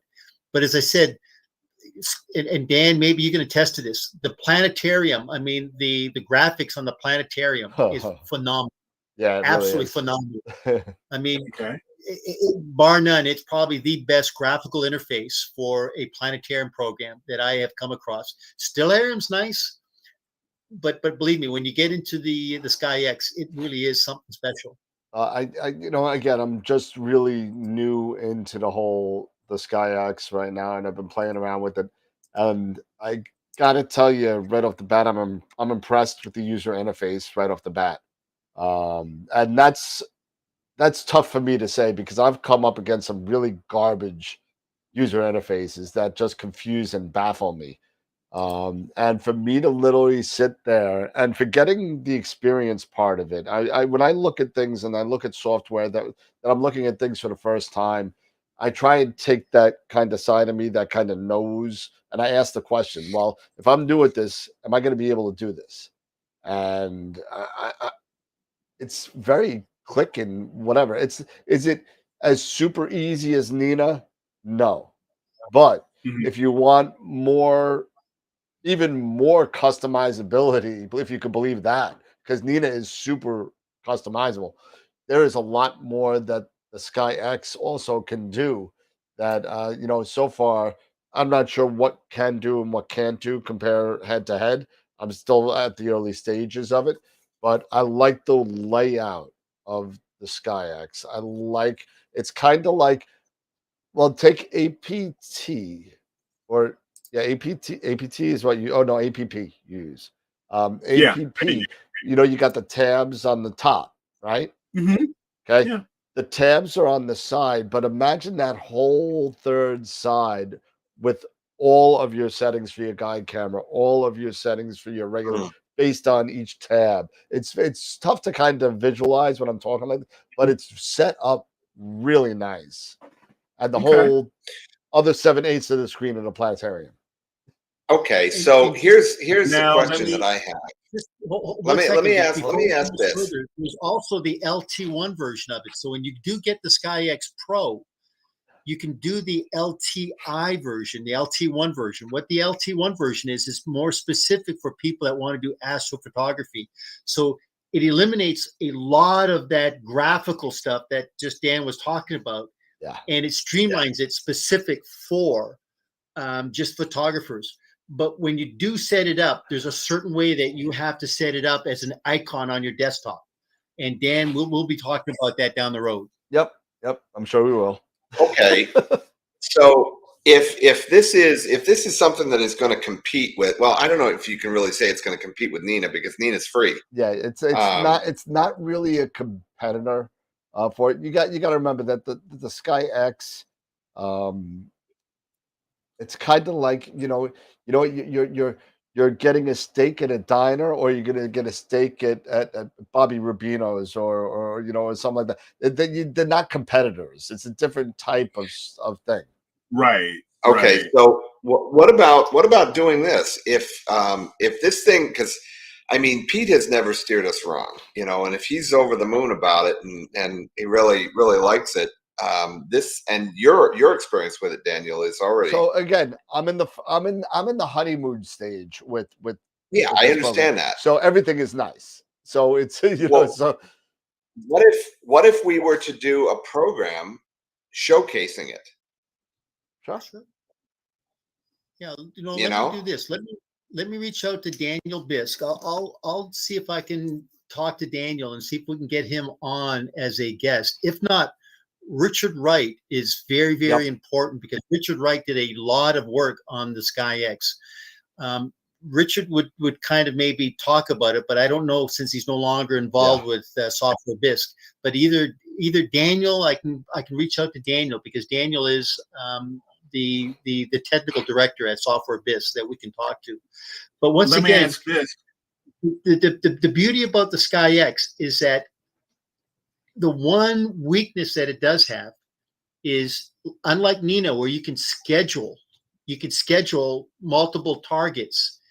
This is where we remember when we had Ron on with Voyager. Yep. Because Voyager is the umbrella that sits above the SkyX.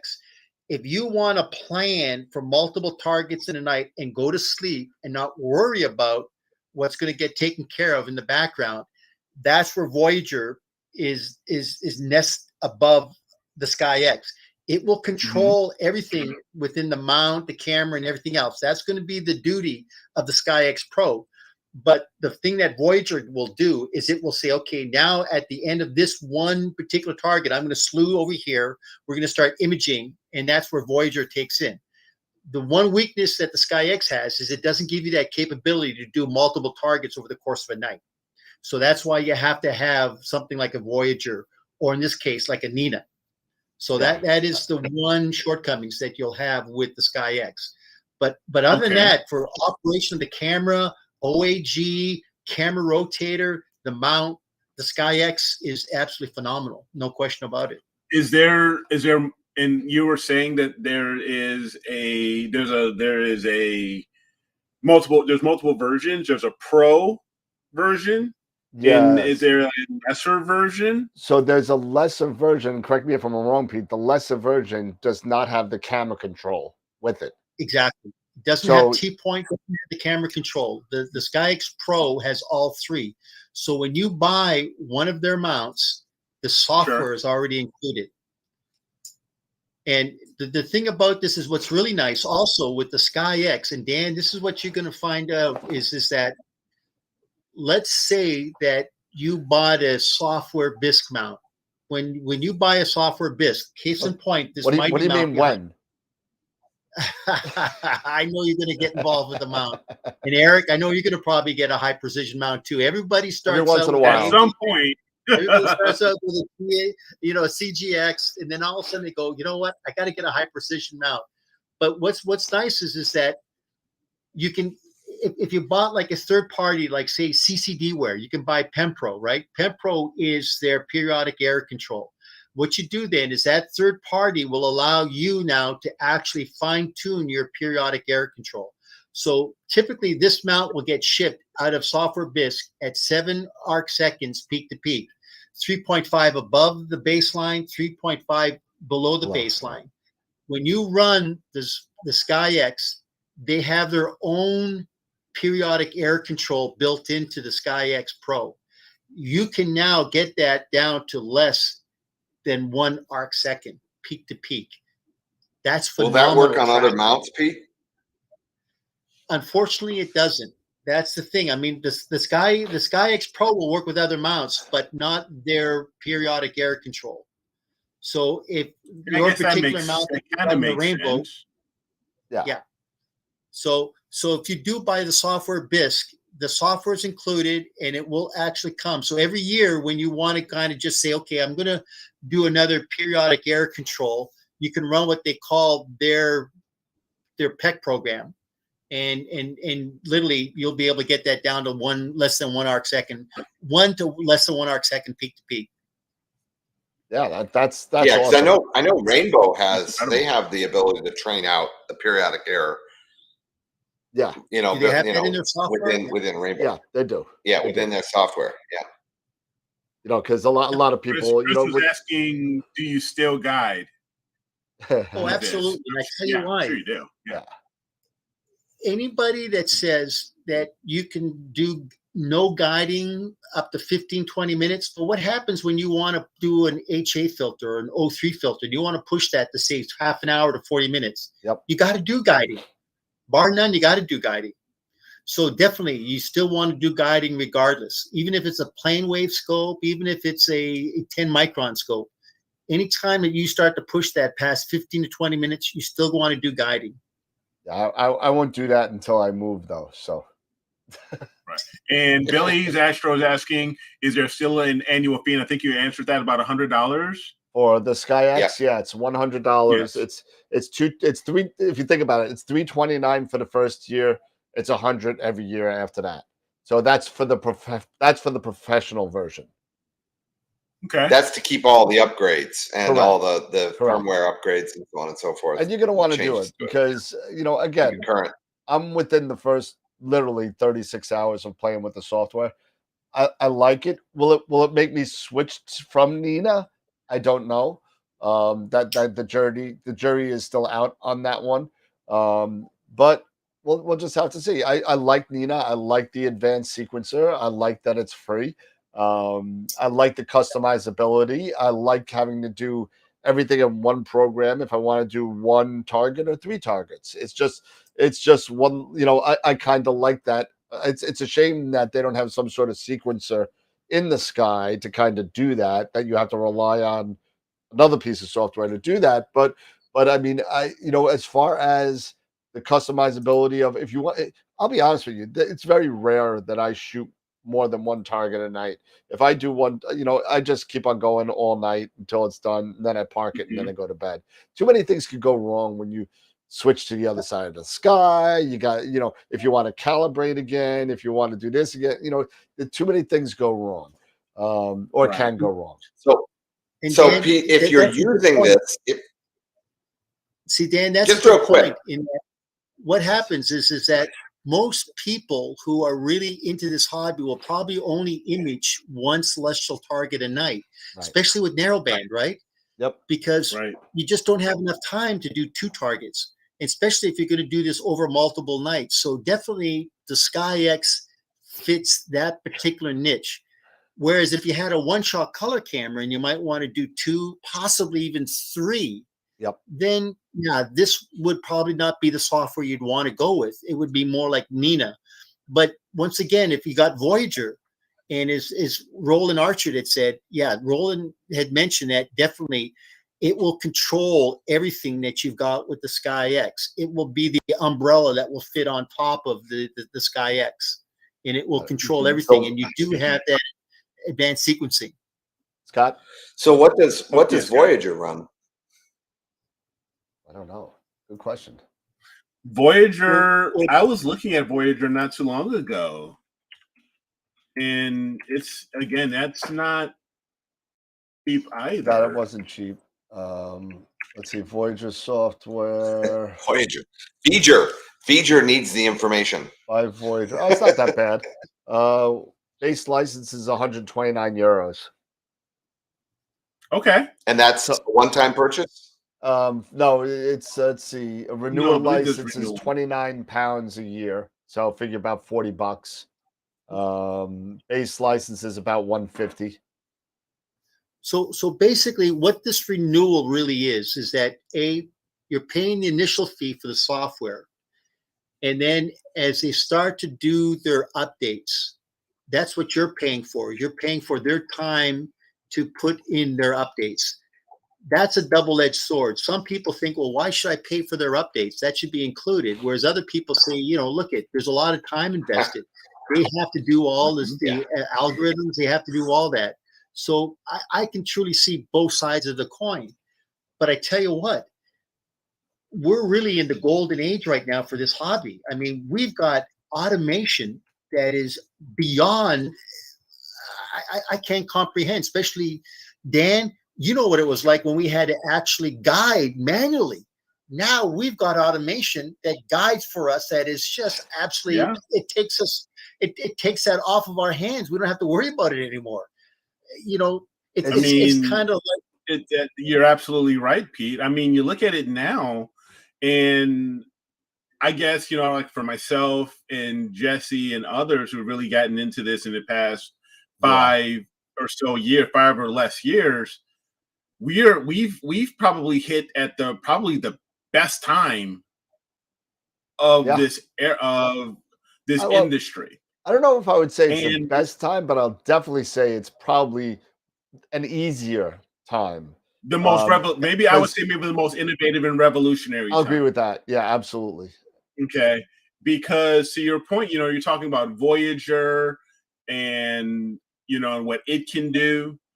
Woyager, for the cost to be able to control your observatory, to do so many things, that's the type of stuff on a level that you would only think about, professional observatories at universities or research, or researchers over in Hawaii or in Arizona or wherever else that do, can you imagine somebody who, was doing that, who's a professional astronomer who was doing that in these larger observatories? Wow, and now you look at guys like us, like me, who are able to take software, and if we have the time and invest in it, we could be on almost the same caliber as some of these professional observatories that were doing 15, 20 years ago. Yeah, and as you said, Eric, as a segue into that, we all know that this is a 3-step process, right? We're talking about data acquisition. The data acquisition and having the degree of automation now to do this, where you can sleep in bed at night and not even worry about your dome. Your dome will be closed. Your scope will park. Everything will shut down. I mean, 10 years ago, you couldn't do that. No. And now with software where we've got calibration, registration, case in point, APP. Yes, you're right. You pay for APP. Their updates are included in the cost of the initial cost of buying it. But it's a different process as compared to data acquisition. So data acquisition, you have to understand that, you're right. They may charge you a yearly fee, but you have to determine, is the cost of $100 a year, $100 divided by 12 is what? Is it worth you to be able to have those daily bills where you can actually have that update? Some people would say yes. Right. Some people will say, well, wait a minute, I'm not into that. I don't have to buy it. And you're right. You don't have to buy it, but that means that you'll still be at that daily bill that you didn't update 2 years ago. And as you said, we've seen how much this hobby has developed leaps and bounds over the last 2 years. Take case in point. Look at CCD cameras to CMOS cameras in the last 2 years. I mean, right now, 99% of cameras are all CMOS. You can't buy a CCD camera anymore. There's only a couple like SBIG that will make them because they've got the CCD chip, but they've only got a handful of those chips left. Once those chips are gone, they won't make CCD. So you're right. It's kind of what's important to you because, as I said, there's an investment put into the data capture. But it Yeah, to and you me, look I at think it, to your point, $100 breaks down to $8 a month. Yep. So come on, $100 for renewal, your annual renewal, you're talking $8.33 a month. Yep. It's nothing. Yep. Yeah, well, I spend more on that I spend more on that on going to lunch. yeah, well, You know? that's true. you know, you just got to remember that,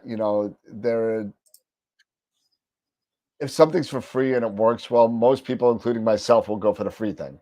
Absolutely. And that's it. So if it works, don't be like us that try every single piece of software out on the market. Find something that works for you. If it works for your system, whether that be the ASI every night or spend $400 on or $500 on Maxim DL, whether you're on either side of the spectrum, find out what works for your rig and find out what Yeah, works find out for what you. works best for you. You know what I mean? So just keep it there. And then once you get that high precision mount and get that observatory, get that, you will grow and your software will grow with you. So With you. so just to keep an eye on that and keep that in mind. And to Well, I mean, you guys Dennis's remember point, when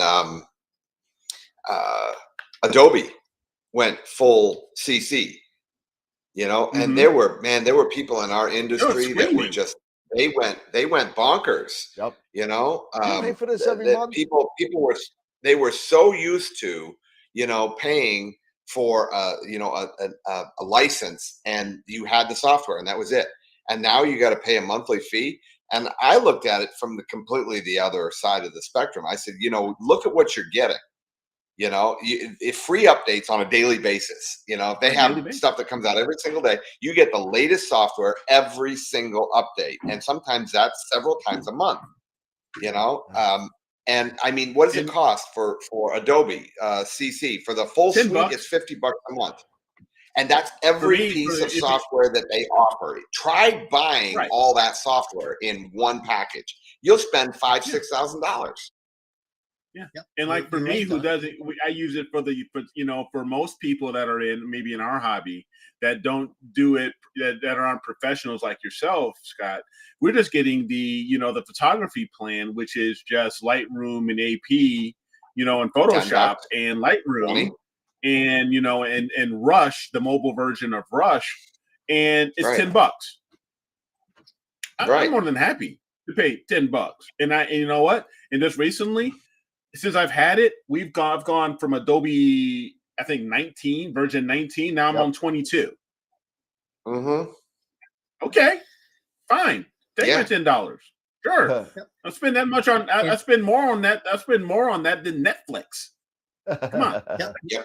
Well, and Dan, if I'm not mistaken, Gary Valdez, who works for Adobe, he has that out there, right, for a drawing. Doesn't he have that? Where if you go on the bottom of the webpage, there's a free drawing for what is it, Lightroom and Photoshop. It's the suite. Yeah. So because Eric, you and I both know I like APP, and then I do probably I work in APP for post-processing, and then I'll pull up 20% of it into Photoshop, where I'll do maybe a little bit of masking, maybe a little bit of saturation, maybe a little bit of sharpening.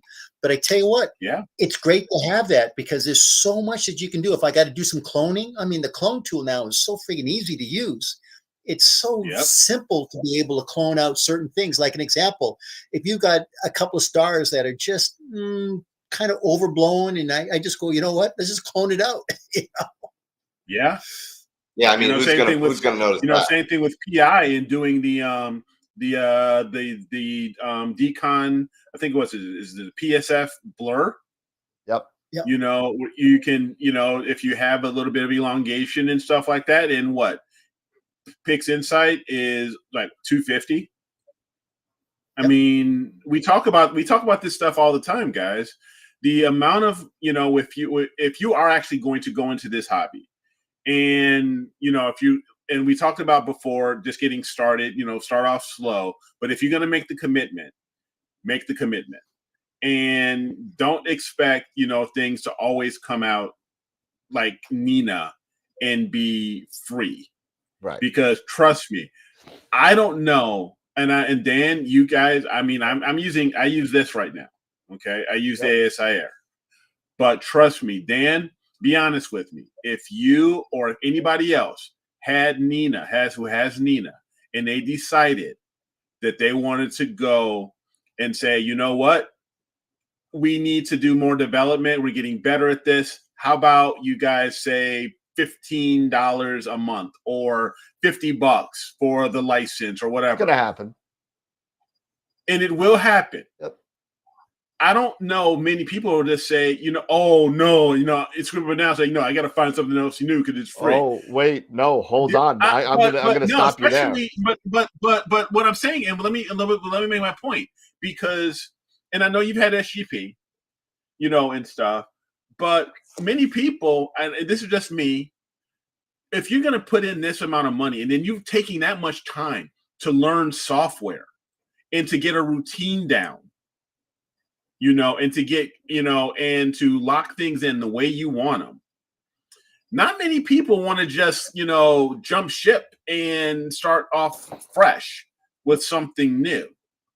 You know, they'll say, be surprised. Okay, if it's fair, if it's a fair amount, yeah, sure. When SGP went to a subscription based at $59 a month, I don't know if you remember the uproar that happened with SGP. Yeah, that you make a Holy good point. Cow. Listen, you know what? Is SGP a deal at $59 a year? Yes. Did they have to raise the entry fee just to get the program? No.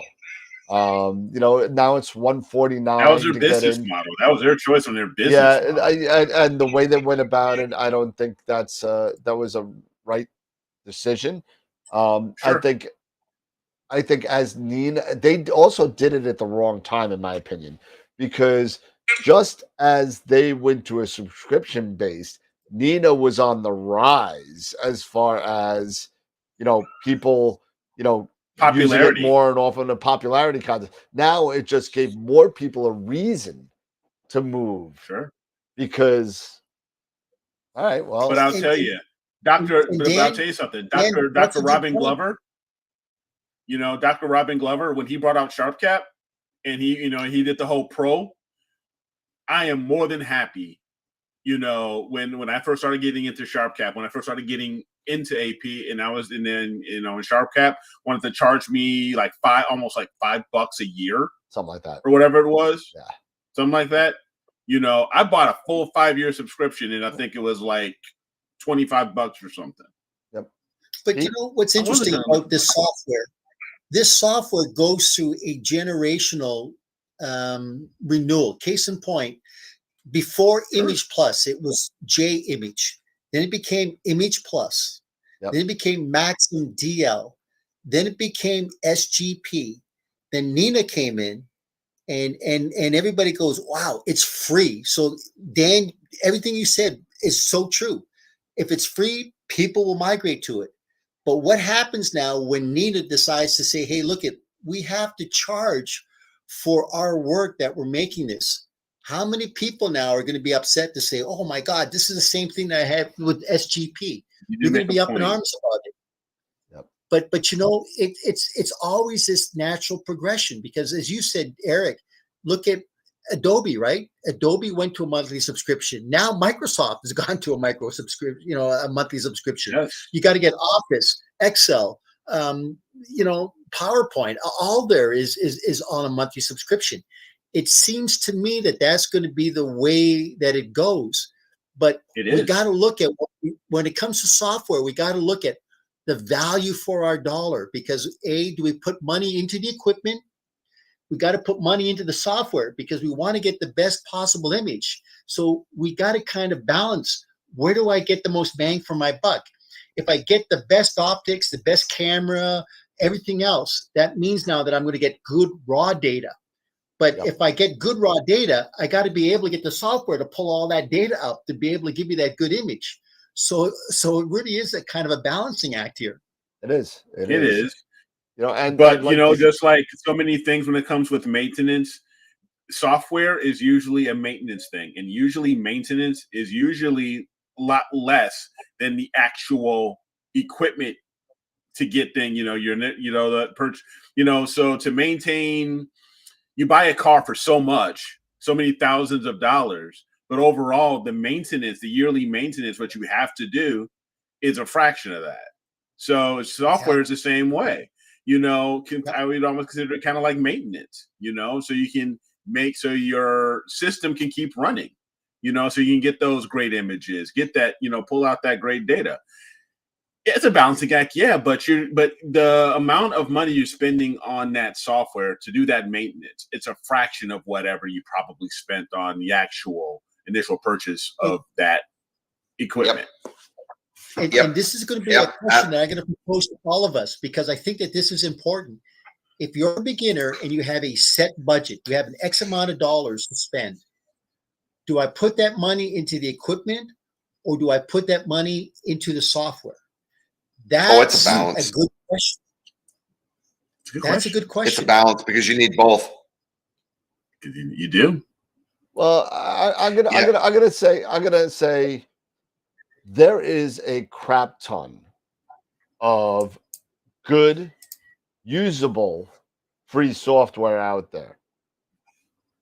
Going from stuff like GIMP and Deep Sky Stacker to Nina to what is it? What's the other one? Auto Stacker, PhD.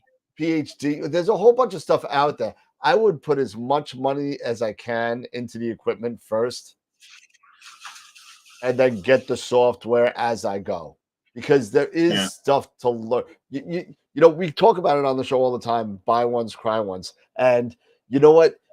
You're gonna go wrong if you put a crap ton of money into software and then buy substandard equipment. You're not going to have the equipment to use the software. So you could get free stuff for the equipment. You can't get free equipment for the expensive software. So that's true, because you look at all the stuff you can get for free. You can get Stellarium, if you wanted to do something there. PhD, Nina, GIMP. You're downloading all stuff from ASCOM. ASCOM, that's all free. You got to get the framework. You're not paying really for that. Nope. So everything can communicate and everything. So I get it.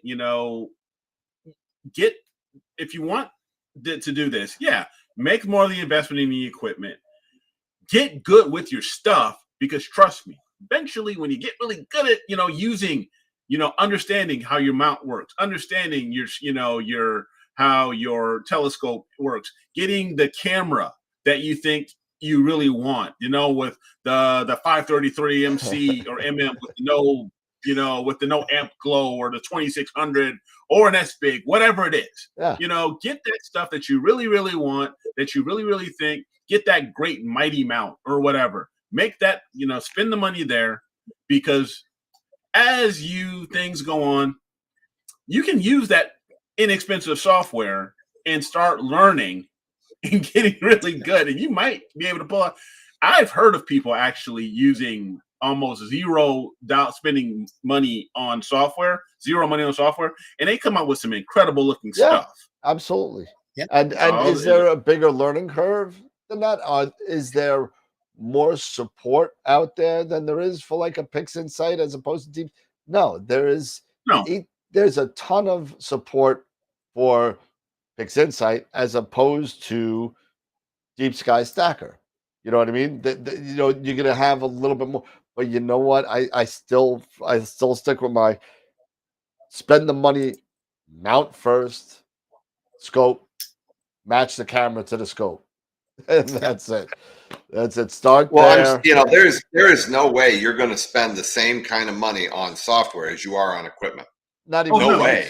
Not even close. Yeah. That's what I'm saying. It's kind of like maintenance. You're spending money on, your oil change for your car, or getting new tires or whatever, because it's something you got to do, because you want to make sure that car keeps running. You want to get the best performance. You want to get the best performance out of that big investment you just made, that you're going to be spending either a boatload of cash on, or you're spending, 4 to 9 years of your life on a loan to pay that thing off.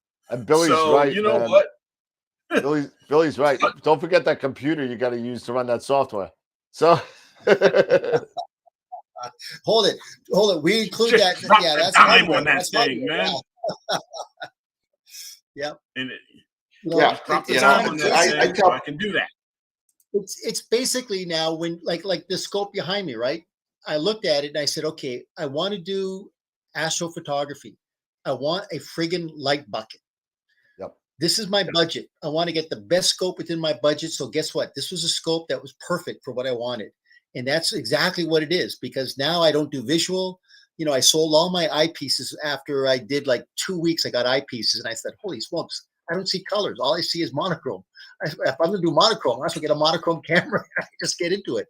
So literally, when I sold all the periphery equipment, I decided that I'm going to get the biggest light bucket I can get. So as a testament to what we're talking about, yeah, put the money in the equipment first, and then definitely look at the software, because there's enough free software out there that you can use that'll get you by until you decide to kind of get into the software that you want to get into.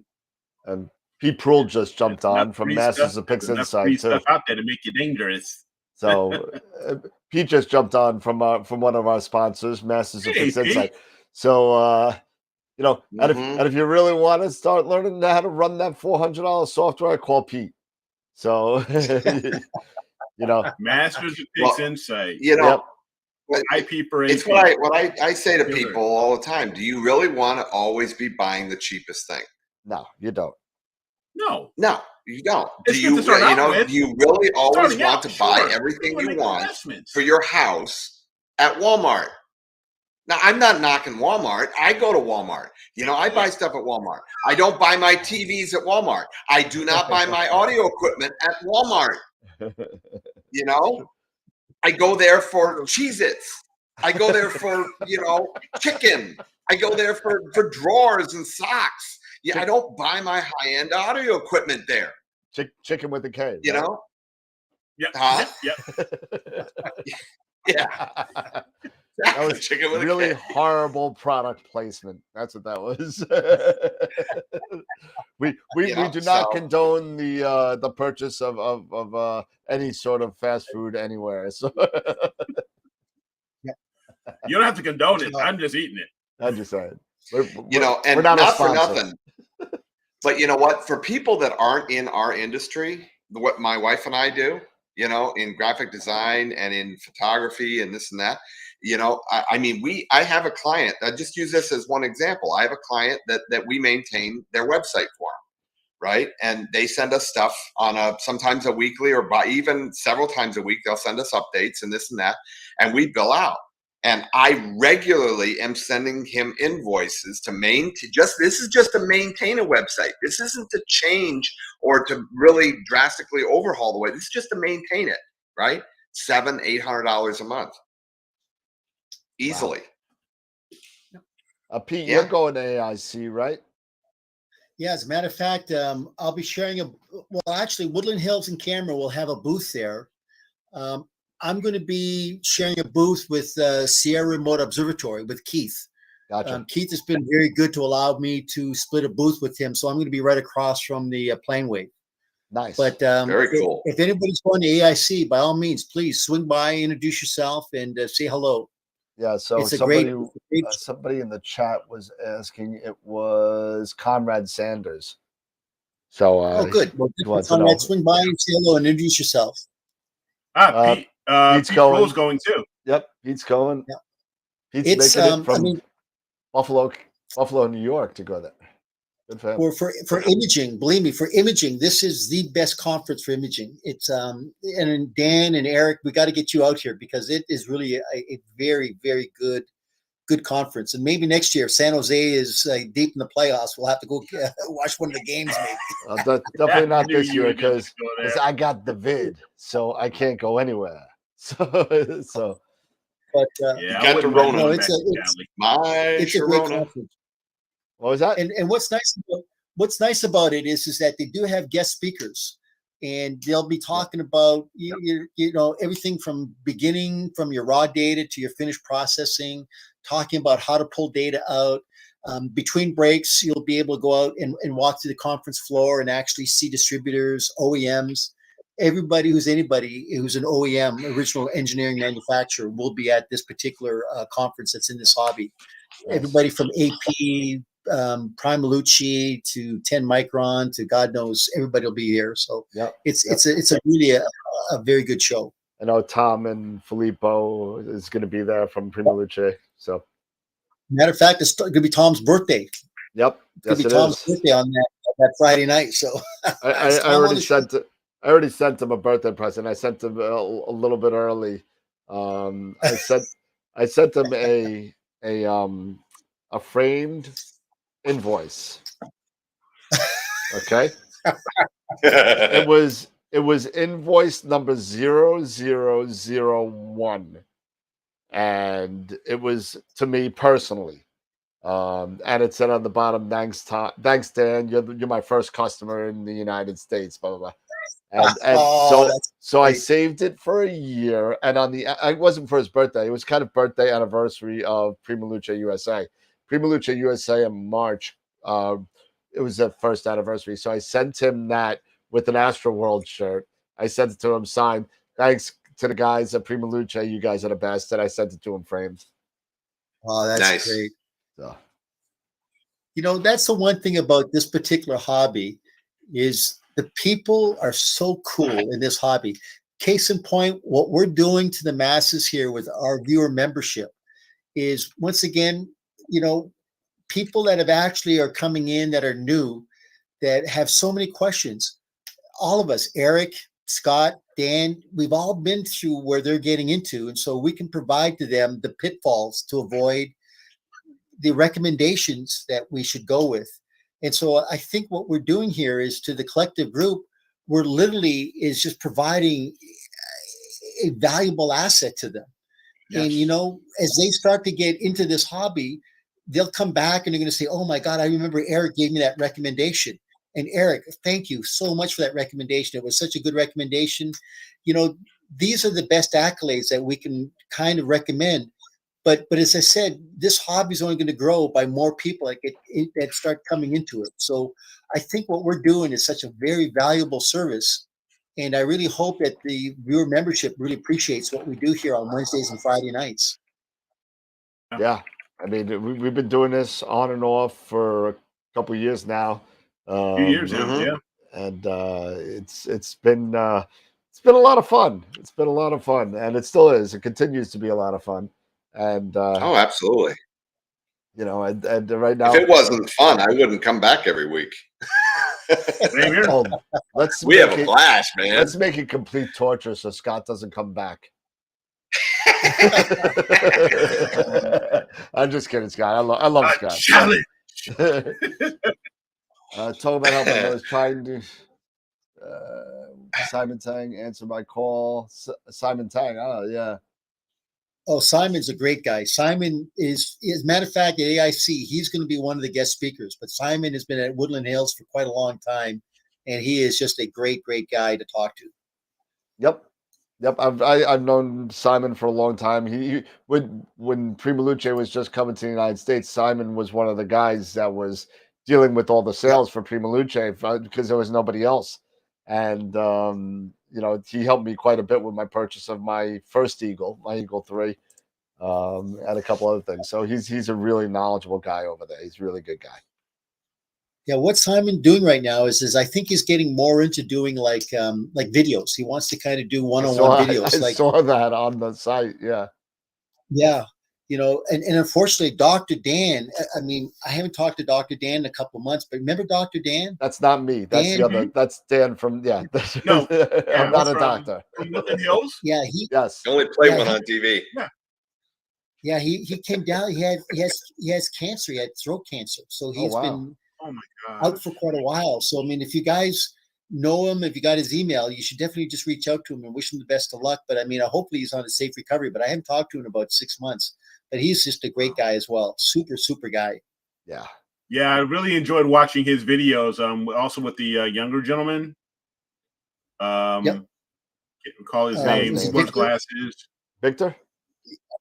Who is that guy? God, I can't remember his name. Yeah, I can't remember. Sorry. Yeah.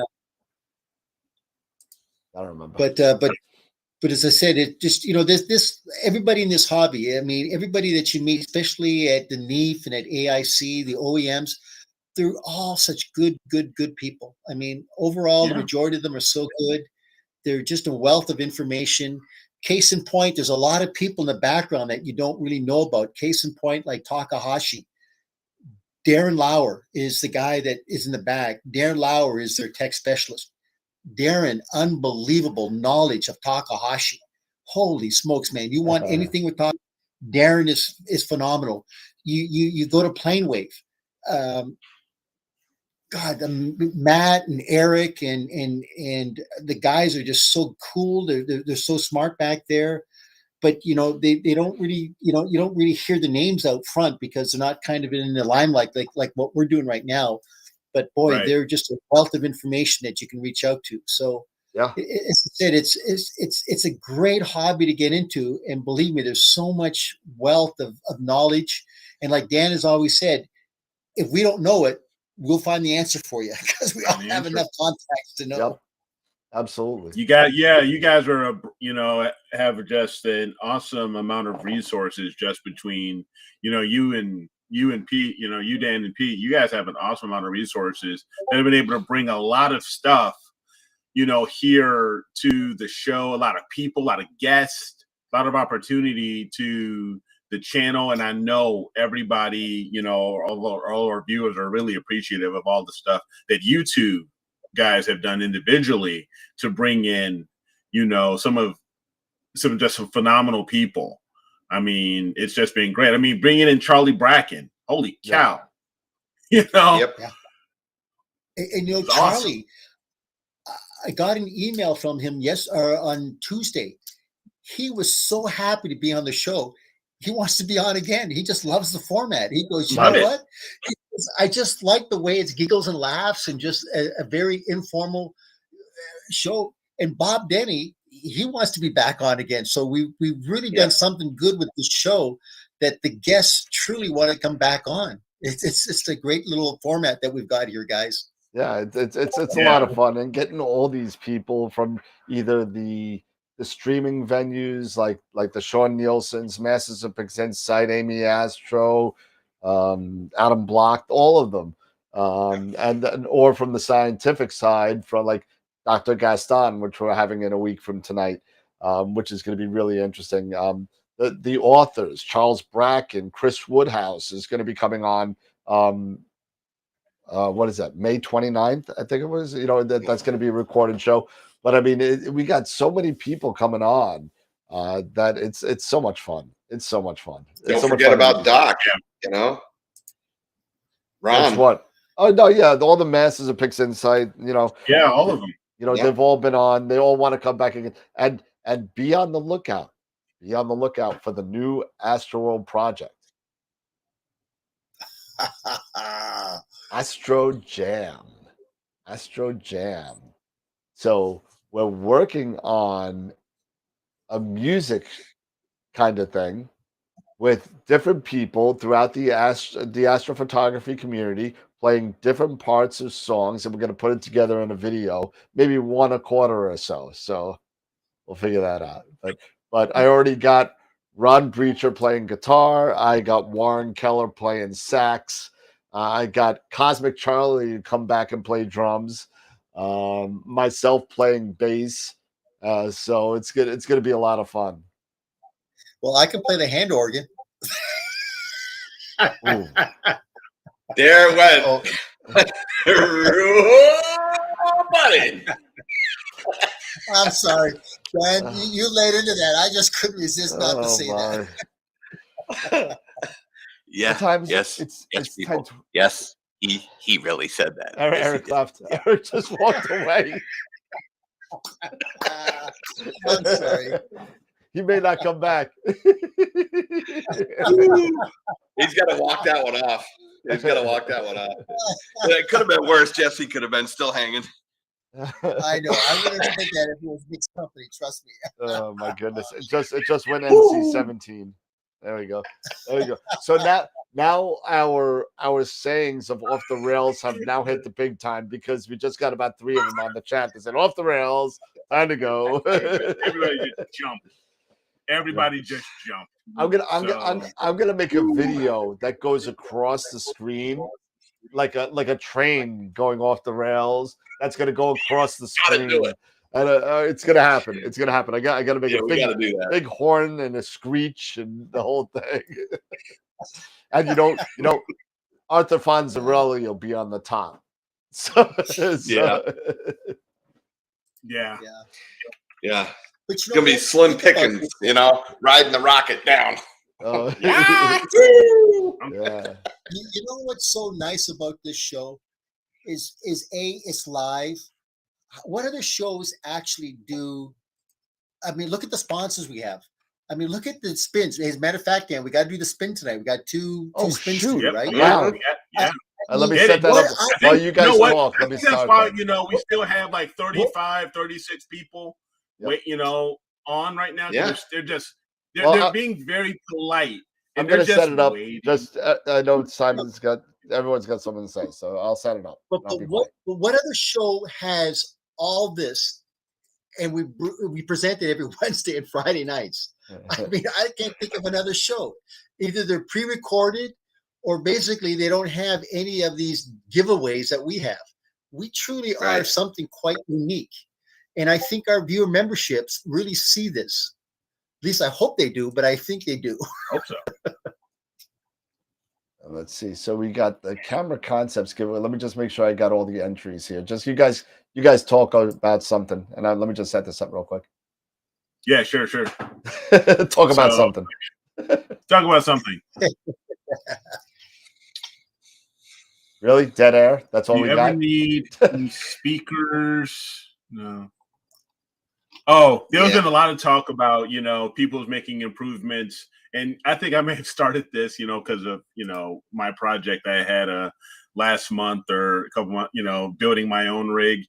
And we talk about equipment and computers because the computers, we're doing all of our processing. We're doing our data acquisition. Data acquisition, you don't need as much power necessarily to do the data acquisition. Nina doesn't necessarily take a lot of power. The ASI Air, so it's a Raspberry Pi. It doesn't take a lot of power, as far as processing power and memory and stuff like that to do the data acquisition. However, the post-processing, to work either in APP or Pixinsight, Photoshop, what have you, to do the stacking, to do Deep Sky Stacker, that integration, it's going to take a little bit of punch. It's going to take a little bit of power. I wish I could just basically say, hey, just, tell everybody, because I'm in IT, all you need to do is buy such and such a processor, just get like a Ryzen 5 or Ryzen 7 and just, 32 or 16 gig of RAM and, and get a solid state drive and yada, yada, and then you'll be fine. And, you can zip right through, all your post-processing and Pixinsight. You won't. So true. So true. It will take some investment, because we are all, Chris and myself and others were talking about, what we're doing. I've got a Ryzen 9 here, it's a 5900. Being in IT, you would think, when you're running, like a server, a computer that runs your company's data, everything like that, you max out your RAM on that because you have so many people working at the same time, dozens of people. And when I first got, in IT, you would think about it, 128 gig of RAM for a server, that's what you want. Yep. Tell you something. Nowadays, to do Pixinsight or APP or whatever else, 128 gig of RAM, just so I can make sure I can process and run Pixinsight or whatever other integration software that I'm doing, just so I my think 128 is probably enough. Just so it can take,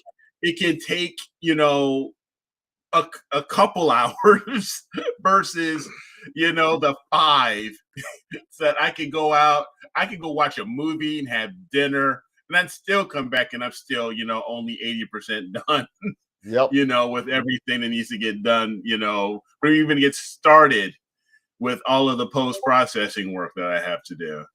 That's just for the integration stuff. So I think we're ready to go. good. I'm tired of rambling. Spin that. Dan, we Dan, got before you spin, 2 donations. Footage. Dan, before you spin, do we Yeah, not wait. need to acknowledge Dennis and Chris? They just Yep. sponsored. Oh, wow. everything.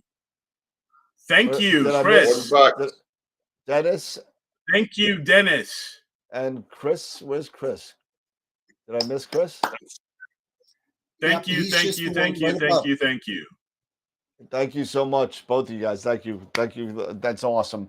I mean, again, Conrad, I use Star Tools. I started out using Star Tools. Star Tools is awesome. It was great. I still use Star It is a good Tools. program. I still use use them, it. yep. Yeah. I use it still Star is- Tools when I do, I don't use it so much for image because I do have Star Tools for imaging. Okay. I have Star Tools 3 and 4 for imaging. Mhm. But I still use Star Tools continuing on because of the logs in it when you're doing visual. And the Mhm. logs in it are so nice because all you got to do, if you're into like visual observing programs like the Astronomical League programs, or if your local astronomy club has awards that they give out for stuff like that, it's really cool to lot. And then all you got to do is download it to a PDF and send it to the Astronomical League, and then boom, you get your AL. I got an AL pin. Oh, here it's right here. That's how I got this. It's still in my little thing right here. And this is the Astronomical League Messier Award that I received. I think it's number 501, if I remember right. But this is a 500. They put it in the reflector. If you're a member of the Astronomical League, the reflector is their monthly, or maybe it's quarterly now. No, it's monthly newsletter, and they put in all the awards that they give out that month. And so that was cool. Nice. I gotta put it on a hat or something one of these days. It'd be really cool. And maybe I'll get to it. Maybe once I get through Nina or finally now I figured out the 91. The back focus and whatever.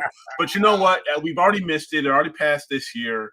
But early in April, I believe it's early April or late March is usually when the Galaxy season when it really kicks in, where you can still do. Can you still do the Messier Marathon right now? Is it probably already? Or is it too late? No, Messier. Forget Messier Marathon. Bye bye.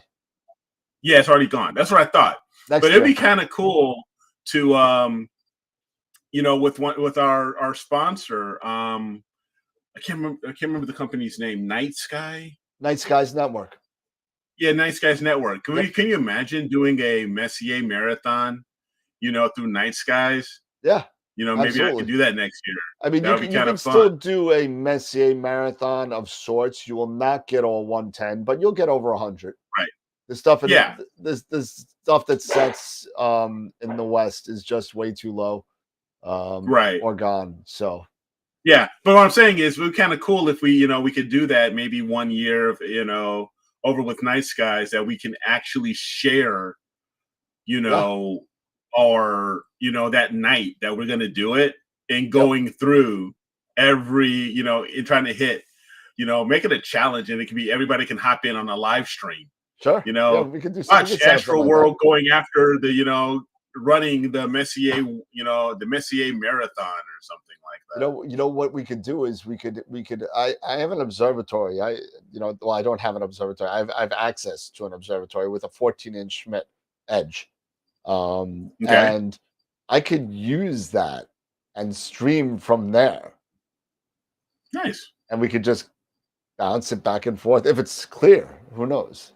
Yeah, if it's clear, that's the big thing. That's the biggest thing. Of course, you got to deal with the weather and stuff like that. And if you're lucky enough to have the good weather with the good seeing that you can be able to do. I just want to make a quick clarification to Conrad. NSN and Night Skies Network. The Night Sky Network is one group. Night Skies Network is a streaming network. It's a broadcasting network. I just want to make that clarification because it's very close to the Night Sky Network, which does a lot of awesome outreach, especially to children and workshops and stuff like that. So it's a really, really cool organization. I just want to make that clarification between the two. Our sponsor is Night Skies Network, which is a broadcasting network all over the world. So I just want to make that clear. But they're both awesome groups. Maybe we'll get Night Sky Network as a sponsor also, and confuse the hell out of everybody. So, but you ready for this? Can we join in Let's for the do marathon? It. People have been waiting for so long. I know we already lost 3 people. There you go. Yes. All right, so let me get out of my blue stacks here. Give me a second. Oh wow, David just donated 50. Thank you, man. Holy cow, that's insane. Oh my God, you So guys! there's $90. Hey, you guys are awesome. Thank you so much. Thank you, David. You guys are awesome. And trust me, every dollar you guys are sending us, it's going to go right back to you guys in one way, shape, or form. Yeah, it comes to me first, and then somehow it goes to you. Yeah. No, but Eric's exactly right. It all goes towards all the perks, and there'll be more perks coming. So, I mean, the kitty's up to about $1,200 now with our last donation. That's insane, guys. Can you imagine now what we can be able to help you guys achieve just with that little? Thank you. So you guys rock. Yeah, you guys are the best. I mean, no, you don't automatically get registered for the prizes. You have to go to the website and register to each one individually. Yes. Please do it individually. Don't forget them all. And a lot of people, I get both sides of the coin here a lot, saying, why don't you just have one entry for everything? The whole thing is some people didn't want to enter for one, but didn't want the $50 to Camera Concepts, let's say, but they wanted to get the Eagle. So I made 5 different wheels to do this. So just go to the website, www.astroworldweb.com, and go front page right down to the bottom. If you have problems logging in, email me directly at dan@astroworldweb.com, and I'll get you in. Okay, so let me know. So, just say, having problems, and just put me in for this, and I'll get you in. Okay?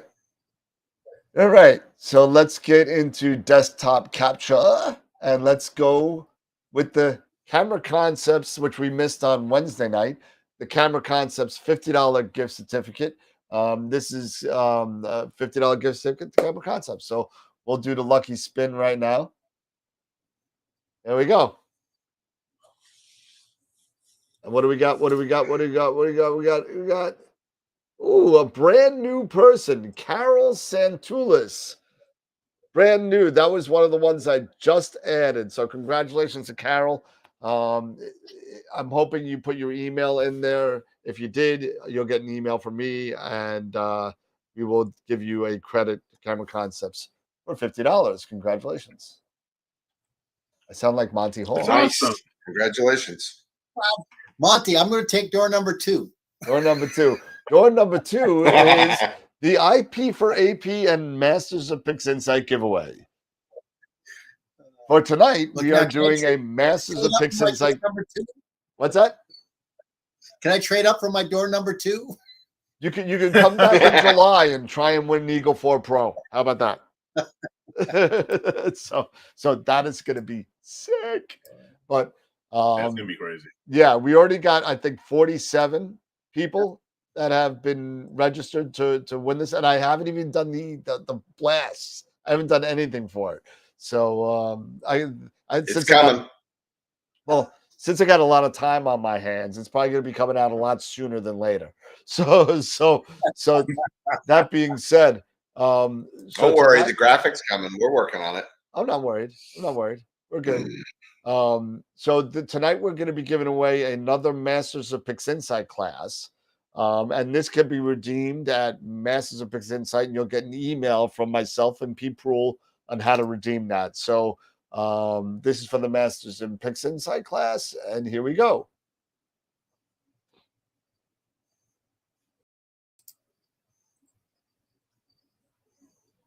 Hold on, it's still not showing up on Richard YouTube yet. Hubley. Richard Hubley, Dan, you have, all right. Before we do. you have won the Masters of Pixinsight challenge, and you will get an email from myself and Pete Proul regarding how to redeem your next class. And they just finished their second round of the whole thing, so they're getting ready to start again at the beginners again. So if you're brand new to it, it'd be a good time to get into it. So Hot diggity. Nice. there we go. Congratulations. Rock and roll. And what do we got? What do we got in the chat? And we have another question. No more questions. It's getting late, man. I know. Image of the week. Image of the week. Yeah. Okay. I'm a little bit slow on the take with that. Let's see. AstroWorld live site. Let me see. Fine, we'll let it slide for the vid. No, that's We'll okay. let it slide on the vid. I can get this real quick. Poll maker. Polls. View results. Astro Power Vaulting. Answer chart. All right. So the Astro picture of the week. We had 3 pictures of the week. We had AZ4 runners, row of, you know what? I could go to the webpage real quick and picture of the week. And I could show everybody what the pictures look like. That'd be nice. There we go. That'd be nice. Yeah, let's Picture of the week. All right. So here are our pictures of the week. So we got David Schaefer's elephant trunk. We have the moon.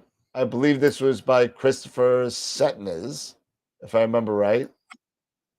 I believe it is. And then we got AZ4 runners, Roophuicus. Oh, sorry. All right. So with 13 votes applied, with 47% of the vote, we got AZ4 runners, Roophuicus has won the picture of the week for this week. So congratulations to AZ4 runner. Nice job. Yeah, I was right. It's Christopher Setnes with the moon. Really close. Really close. We need more votes, though. We need more votes. Yes. We need more. We need more. We need more entries. We need more votes. We need more Let's cowbell. blow this thing up.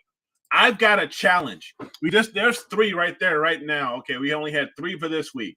Let's see if we can get at least 5 for the next 5 entries. Let's see if we can get 5 entries for next week. Let's keep growing this. Let's see.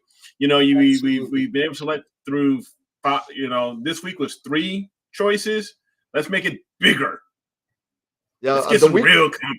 The week before we had 6, and then that's we what went I'm down to saying. 3. Yeah, so let's keep them going. Well, maybe what we should do is, if we don't get a minimum of say 5 images, we don't vote. We pass until we get at least 5 images. Oh, don't make me do that. That's so much on the website. Don't make me do that. Then we're going to put the That would onus be on the viewer interesting. membership. We have to get a minimum of 5 images. Okay, Okay, there we go. that's it. It's up to them. All right. Josh made a suggestion here of push the deadline to midnight Monday instead of noon. Midnight Monday That's one. instead of noon. Let me see. Yeah, that. Let's see. What is that? Yeah, that's what Josh. It is he midnight just- Monday. well, see, there you go. Yeah. See? And I know, guys, it's been Images need to be granted. submitted by 11:59 p.m. Eastern time on Mondays. Yeah, there you go. That's midnight. I never remember until after lunch. It's midnight. It's already midnight. Okay, cool. There you go. I know it's been cloudy. Yeah, that's probably been. But guys, even if you have some previous images that we don't have it's only the images that you've taken this week. if there are other images, if you've taken earlier that you think you would like to enter in, into image of the week, send those in. It doesn't matter. I mean, Dan, I think you said it doesn't matter if it was an older image or if it's something that you just did. If you feel good about it, and if it's something that you want to put out here, and have and have it being voted on, send it. Yeah, there's only one rule really. It's got to be your own pick. And that's your own picture. It doesn't matter if it was taken 20 years ago or 2 days ago. It doesn't matter. There you go. As long as you can say, hey, honestly, it's on the honor system. Honestly, yeah, I did this. Yep. I'm proud of this. Send it in. Go for it. Can we submit videos? That's going to be hard to put in the calendar. Well, yeah, it's going to be hard to be on the calendar. But I sure, why not? We could take a still of the video. If it's an asteroid or an asteroid moving, we could do 2 pictures, 2 stills, or something like that. We could definitely do something. Yeah, absolutely. If you want to do like a video of solar flares or something, we could do 2 pictures on the calendar. If you win picture of the month, yeah, we could do something. See, we're flexible. I'm easy, man. I'm easy. We do want to make it easy, that's for sure. And I'm going to make a comment is that take a look at Russell Corman's Star Exterminator. Believe me, it's a paid third-party plugin, but believe me, it's worth looking at, and look at the images that you'll get. It's phenomenal to have some of those nebula complexes without the degree of stars. Especially, I've done it on the Cygnus loop. I mean, it's incredible to see what it looks like, because that particular image is so densely populated with stars, but you'll be amazed to see what it looks like. But there's all kinds of third-party software out there, like Annie's Astro products. I mean, God, it just makes your post-processing workflow so much easier. Yeah. Yeah, and just remember that if you're entering your picture on the Picture of the Week page, there is a size limitation to it. So if you're going to send anything like over 300 meg, send it to me directly at dan@astroweb.com, or just send the AstroBin link to my web address, and we can do that as well. How you feeling, Dan? No, they don't have to be uploaded to the Discord site. No. Don't do the Discord site. You could do it. I could get it, but it just gives me too many places to go to get pictures, and I always miss somebody, and I get somebody mad. At AstroWorld TV, Picture of the Week on Discord. What is? Not sure. No, we don't have that. No, there's not a Picture of the Week. So like sub channel on Discord. No. What I've been doing with the Google Drive is every week I go in there. If somebody tells me they're putting some in there, and then I move the older stuff into a previous week folder. So hopefully things don't get mixed up. I believe there's nothing in there now. And I could be wrong unless there's somebody put something in recently. Yeah, there's nothing in there now. So if you want to put something in the, let's see, I'll do the, let's see. I'm going to put the link up again. Astropod submissions, get link. Copy link. And here's the link for the Drive folder.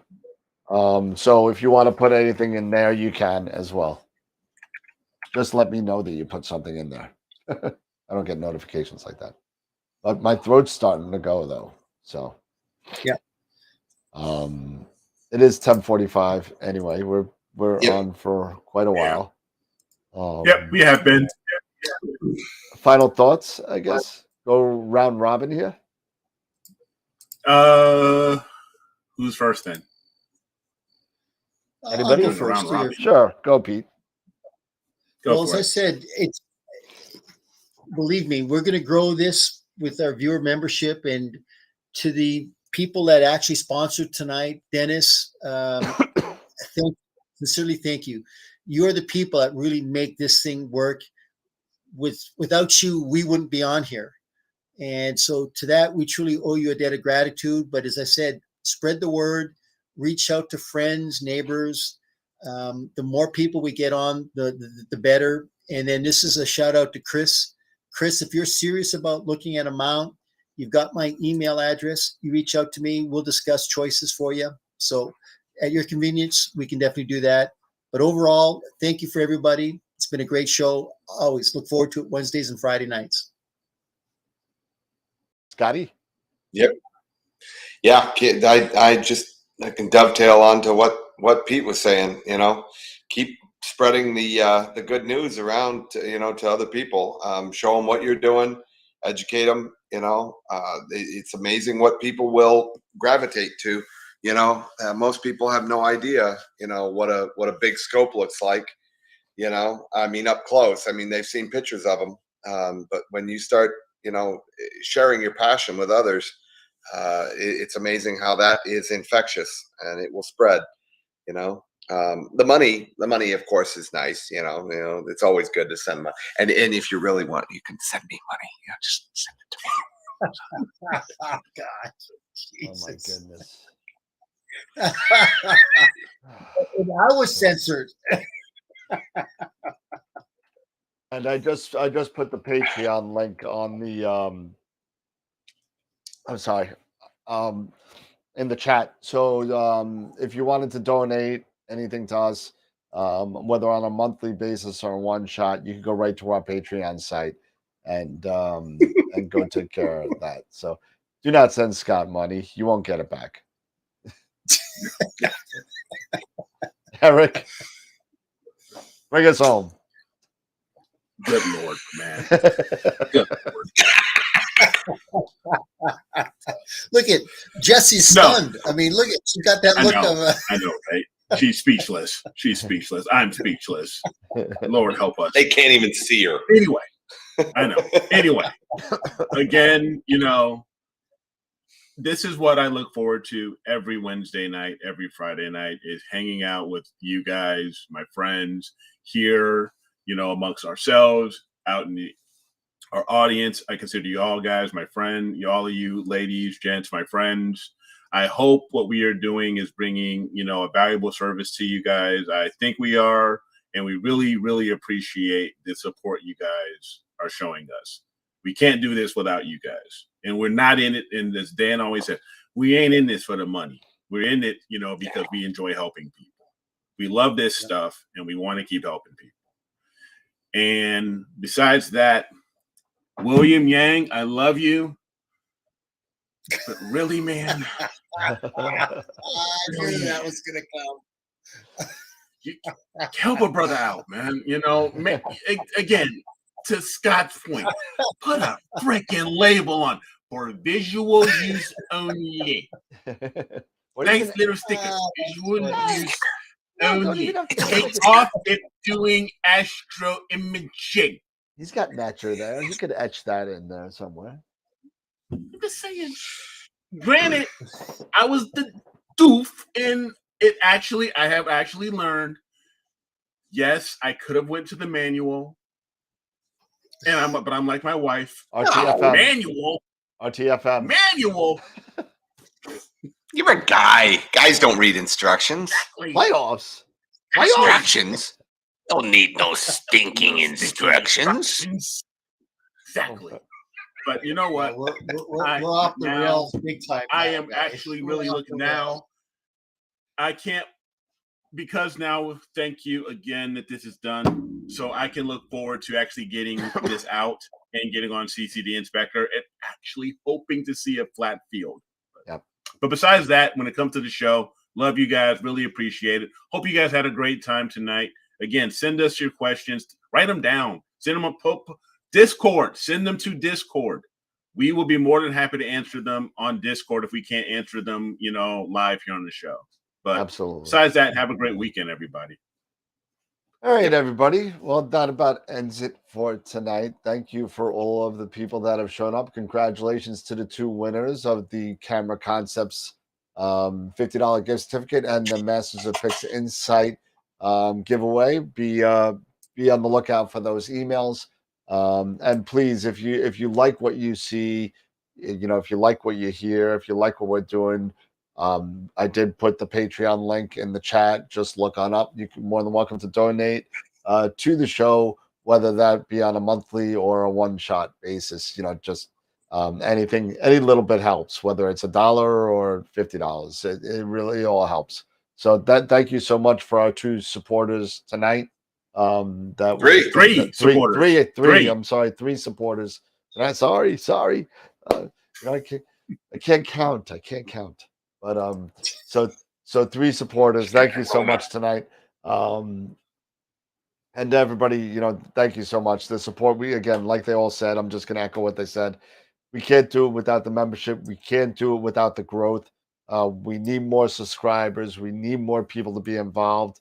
And if you want to be involved in AstroWorld on any level, just feel free to throw me an email. We're always looking for more people to join the team. So that being said, everybody, have a good night. And as always, remember, keep imaging, keep educating, and clear skies. And we'll see you Wednesday night on AstroWorld. Have a good night. Put a label on it, William.